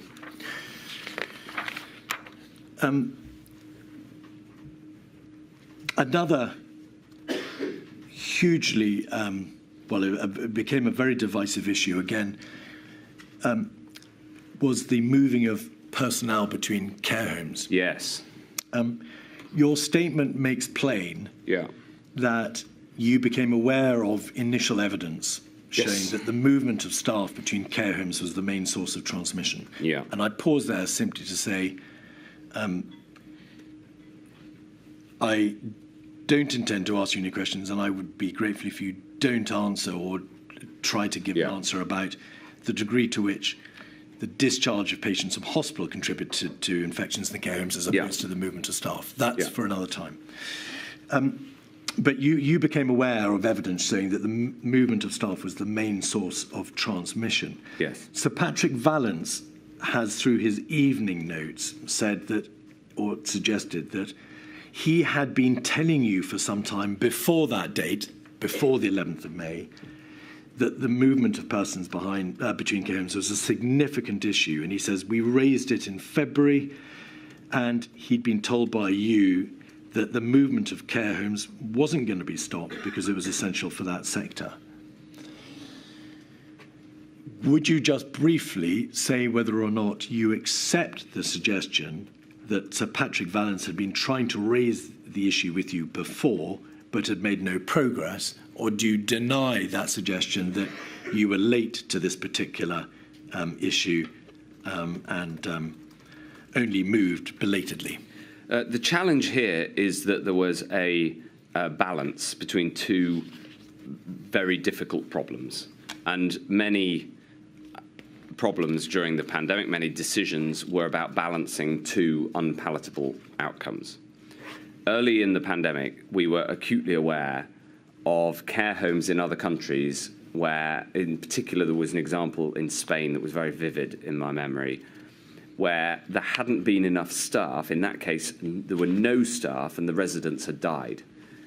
Sadly, in care homes, people are both most vulnerable to the virus and most in need of human interaction for their well-being and ultimately to live day to day.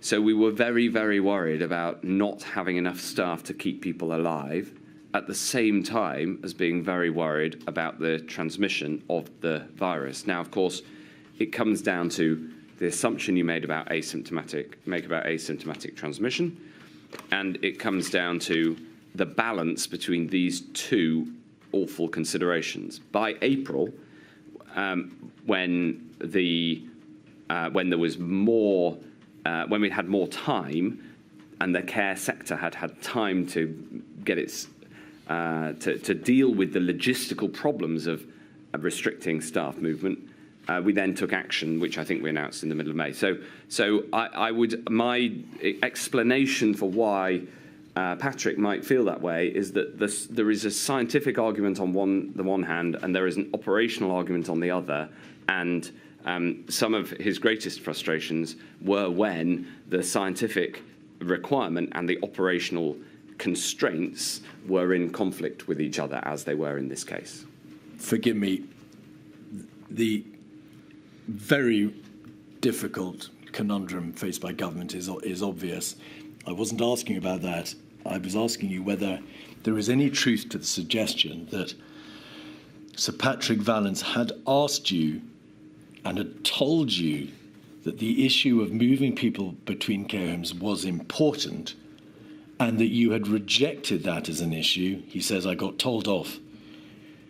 And that you only belatedly appreciated that there was a very real problem. Is that true or not? That is not correct. It's not a fair reflection of my position. Firstly, I wouldn't deign to tell off Patrick Vallance, who is a very eminent scientist and businessman. Also, my challenge at the time as Secretary of State, indeed our challenge both as a department and with the care sector, who we discussed these matters with, was this balance between the absolute need to have staff and the imperative to reduce transmission, which was carried by staff. And these two difficult considerations were in conflict. It is not reasonable to just take one side of that argument. You have to take both into account. Moving on, a couple of discrete issues, please. In your witness statement at paragraph 393, you refer to, in the context of the devolved administrations, to difficulties encountered by the United Kingdom government associated with the Scottish government taking, I'll summarise it in this way, different positions presentationally or yes, politically, notwithstanding a common clinical position. Yes. So taking a presentational political angle on matters which were understood to be common ground clinically. Yes. To what is that a reference? Well, we worked very well together at Health Minister, Health Secretary level, and there's evidence of that in the WhatsApps. And I know that at CMO level they worked very well together, and Chris Whitty has testified to that. The challenge was that when decisions went up from our level to First Minister and Prime Ministerial level, there would sometimes be an agreement on what to do, but someone would go ahead and announce it beforehand, causing confusion, or a choice to do something which was substantively the same but presentationally different or marginally different, which I thought in some cases was for the sake of presentation. My starting point was the scientific point, which is that we live on an island or a set of islands, and the virus does not recognise administrative boundaries, even ones that are centuries old, like the Scottish and Welsh borders.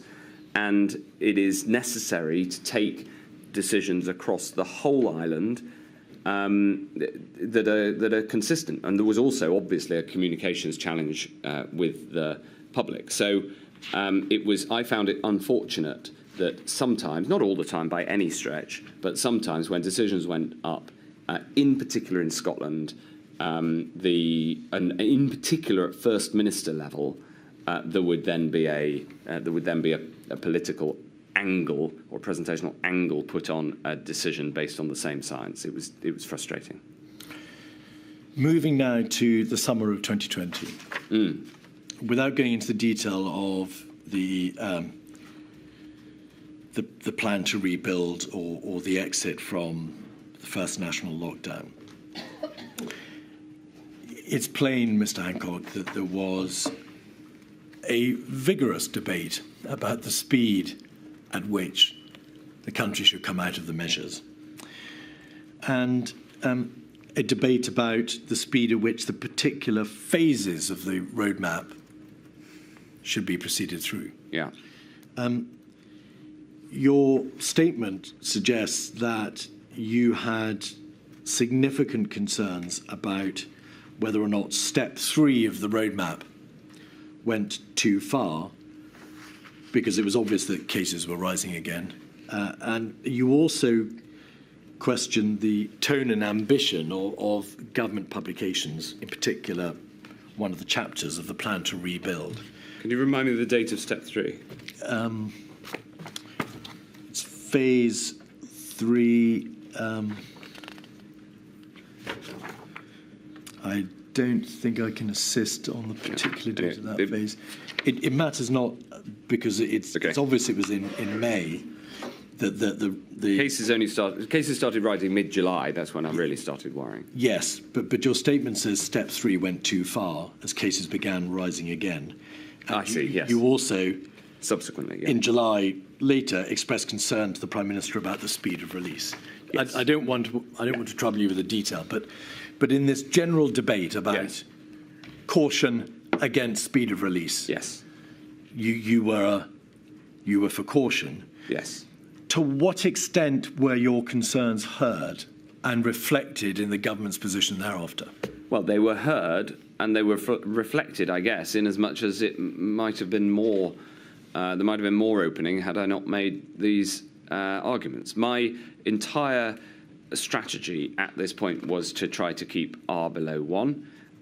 I thought that it was I was completely alongside Chris Whitty during this period on this strategy, which was summer is the best time to release. If R goes a bit above 1 over the summer, not the end of the world so long as cases are very low, but then we'll have to take action in the early autumn to get it down again. But the critical thing is to keep it under control. And in this period, I articulated what I regarded as the government strategy, which was we suppress the virus until a vaccine can make us safe. Now, after articulating that a few times, I then got asked by Number 10 not to say it because we didn't know we'd get a vaccine.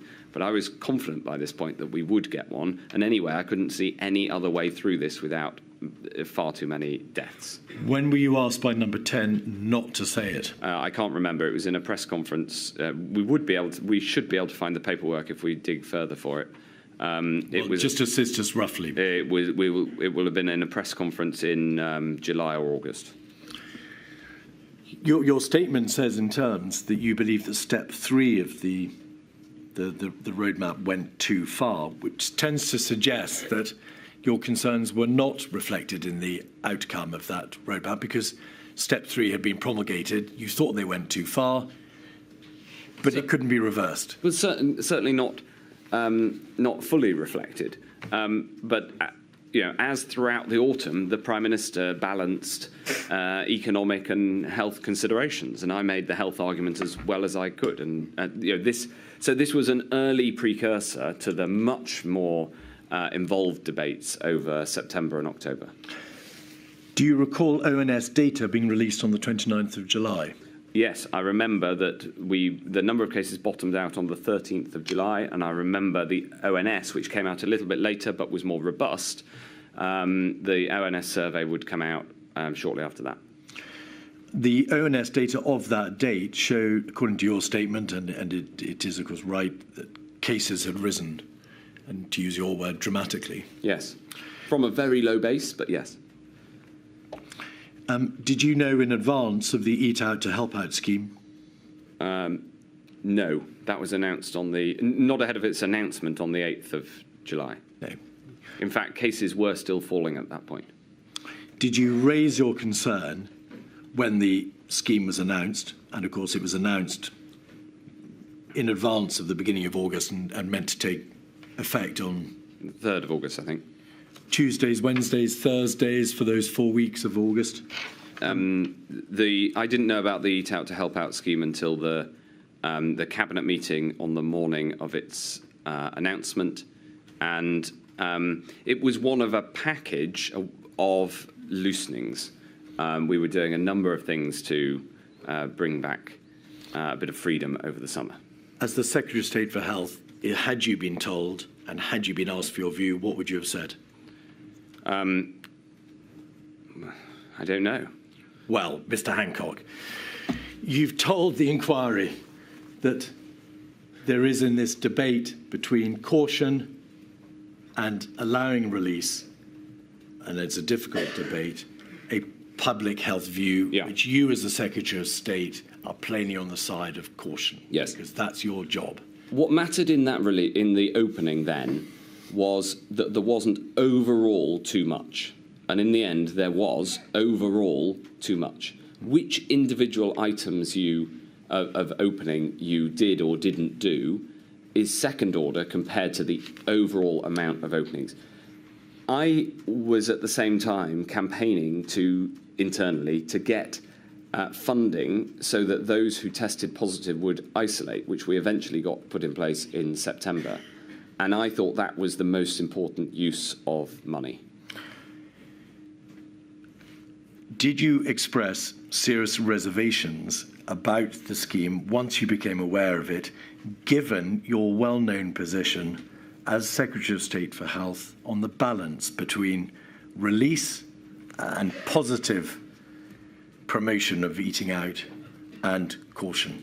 Once it was announced, it was a done deal that it was government policy. I expressed caution and argued very strongly against its extension at the end of August, and I don't think its extension was ever seriously in prospect. So you did argue very strongly against it, did you? I argued that it shouldn't be extended. It was a serious issue, though, was it not, in terms of the possible, and I'm not going to go into debate about what the impact actually was in terms of prevalence, but in terms of at least the perception in intervention areas, it was a serious problem. In intervention areas, it was unhelpful that the state should be subsidising people to go out at the same time as asking people to be more cautious. It was serious. Well, what I'd say is that I think there has been undue focus on this one item. And where the then Chancellor is absolutely right in his statement is he argues that this was not the sole cause of the second wave. What matters is I've deliberately not asked you. What matters was the overall, what Chris Whitty at the time called the R budget, the overall set of measures. My goal was to keep R below 1. If keeping R below 1 with a tighter set of measures elsewhere, but with this scheme in place, if that could have kept R below 1, I would have been happy with it. And if within the debate and negotiation, if it was easier to keep the Chancellor in a good place on other measures that were necessary in order to keep R below 1 as a whole, then tactically that would be something I'd be happy with. What matters here is the overall budget and keeping R below 1. In the end, that loosening was too much. Eat Out to Help Out was just one of many measures. And in effect, with hindsight, you can go through and you can look at 10 measures and say, we, in the end, could have afforded 7 of these. And whether Eat Out to Help Out is on that list or not is a moot point. That was the attitude that I took. I wanted to keep R below 1. 129458 is a WhatsApp from you to Simon Case. Just want to let you know directly, we've had lots of feedback that Eat Out to Help Out is causing problems in our intervention areas. I've kept it out of the news, but it's serious. This is you, Mr Hancock. Yes. Have you told Rishi? And then Mr Case says again, I don't think he can afford to extend it. And then you, yes, we've told Treasury. We've been protecting them in the comms, and thankfully it hasn't bubbled up. Yes. So the position you took was indeed that it was serious, that's your word. Yes. That you told the Treasury. Yes. But whilst you did so, you protected the Treasury in the news, you concealed your concerns about the seriousness of the impact of this scheme, and you expressed thanks, gratitude, it hadn't come to light. That's because I abide by collective responsibility. And I was being encouraged by various journalists who would presume that I was against it to criticise the then Chancellor. But I believe that government is a team effort.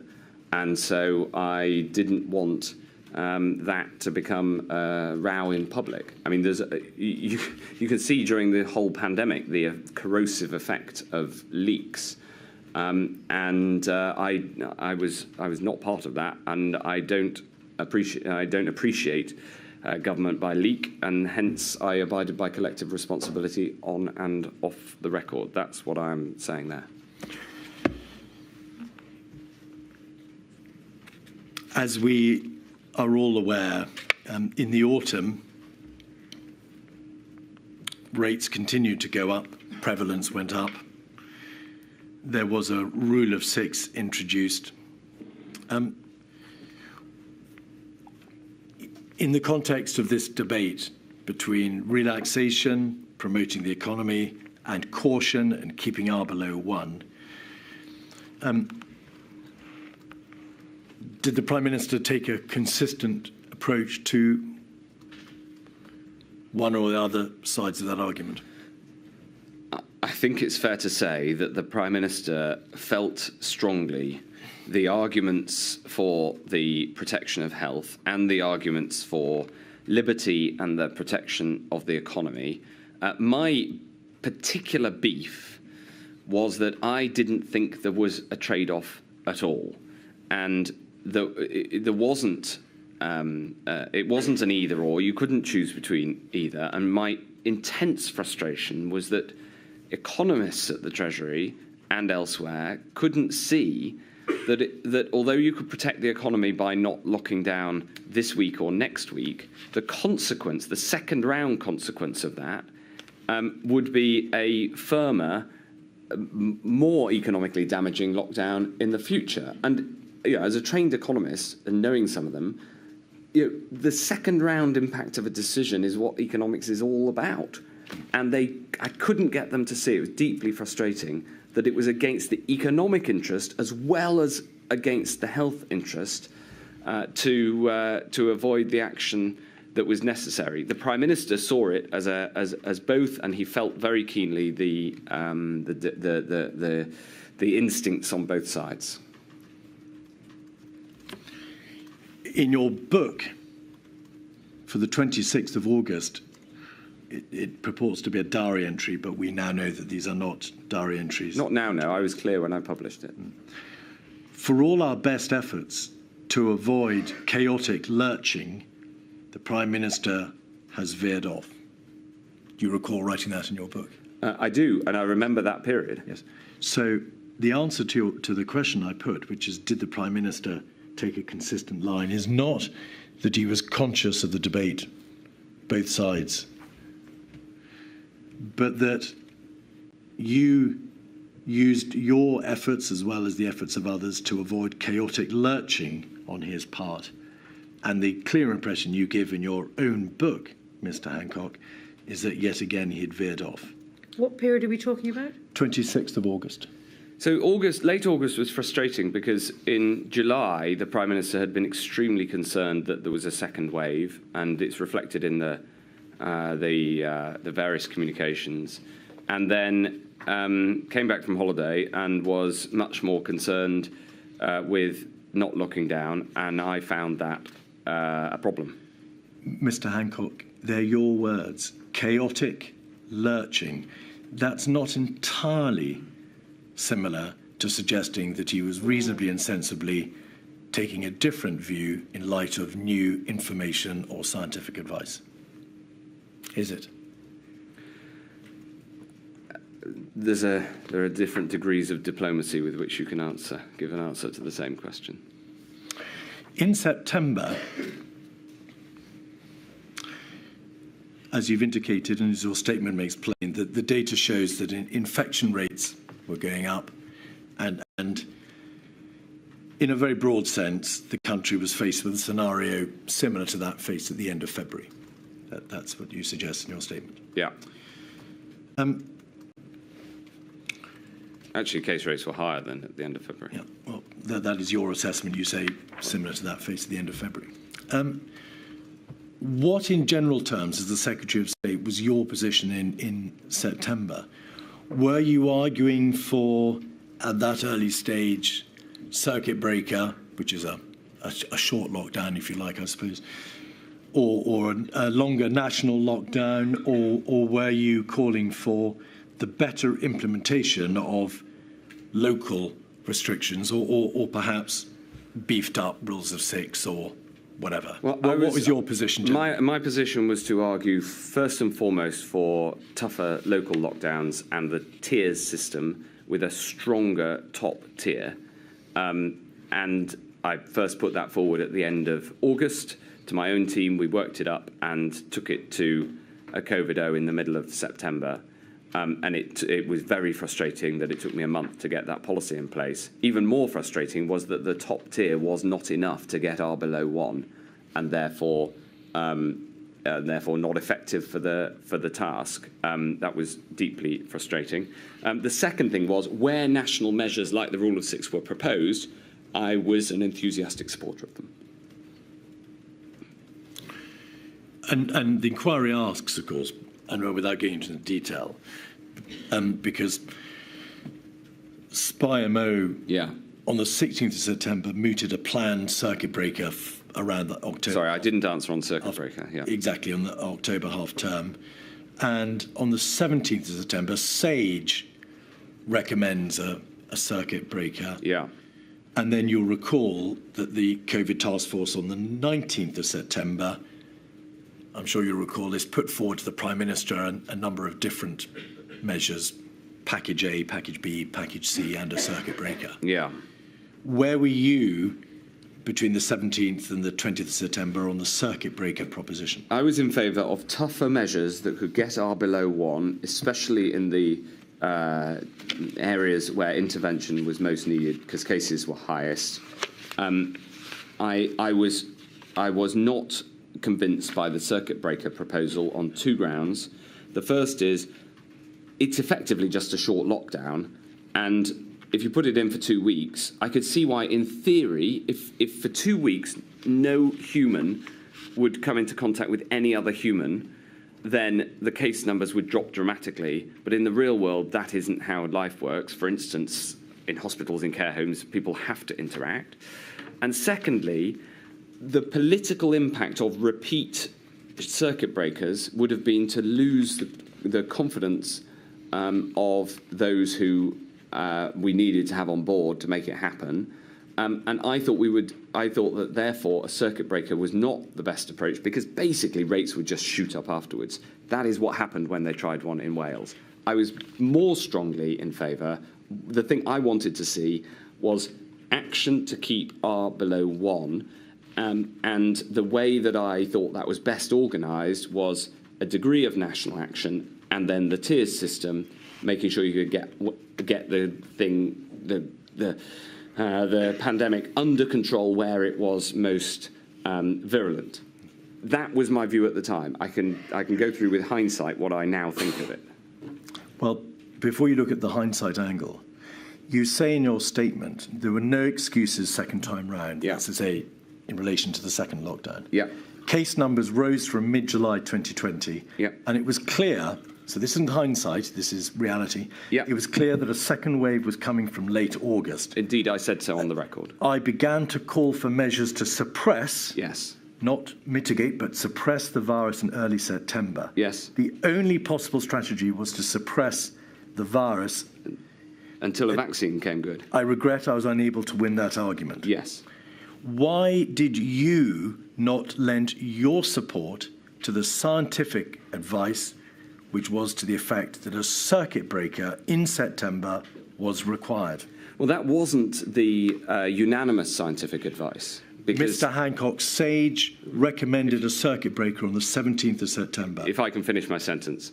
Because I discussed it with the chief medical officer at the time, and his view was subtly different to SAGE's. He thought we needed to put in the restrictions necessary to get R below 1 in a way that would hold consistently through the winter.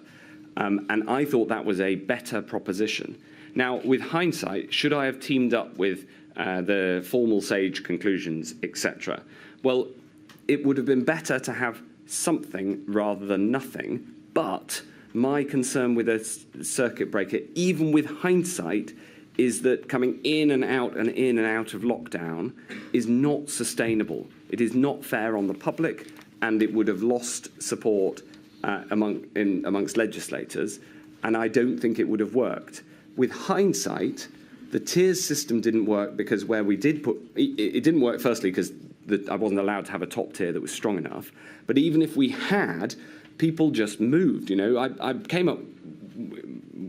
we came up with the tiers system to make sure that people in areas of low prevalence didn't get the full whack of lockdown measures. And it is because I cared about places like Herefordshire and Cornwall that hardly had any cases. And it seemed unfair that they should be locked down because other places had higher prevalence. But the truth is, people travelled and the spread came out. And Patrick Vallance was right about his critique of tiers in his evidence. So I would not recommend tiers for the Can I interrupt future. to say we're going to deal with tiers in the morning. Okay. On this issue of why you didn't endorse as the Secretary of State for Health, the person whom, by your own words, was bound to take the public health position. Because it wouldn't have worked in practice, and when it was tried in Wales, it didn't work. What we needed was a consistent lockdown for the winter that would have kept R below 1. On the 17th of September, you couldn't have known that the lockdown in Wales wouldn't have worked. It hadn't been put into place. And weren't you meant to be following the science? No, I was meant to be guided by the science. That was my whole approach. Guided by the science, but if I thought, as I thought on this, that it wouldn't work, then I would take another decision. And anyway, in discussions with the Chief Medical Officer, who was my principal clinical advisor, we thought, or at least he thought it was reasonably arguable, that a single consistent policy to keep R below 1 would have been better. I just don't think in, out would have worked over the winter. Milady, is that where you'd like to finish the evening? Please. Well, you've had a very long day, Mr. I'm sorry we can't finish you today, but I think you were warned that we'd have to ask you to come back tomorrow. There are quite a few questions from core participants, so as soon as Mr. Keith is concerned, we'll start those. We will definitely conclude your evidence before I break for lunch. I'm available as long as you need me. Thank you very much. 10 o'clock tomorrow, please.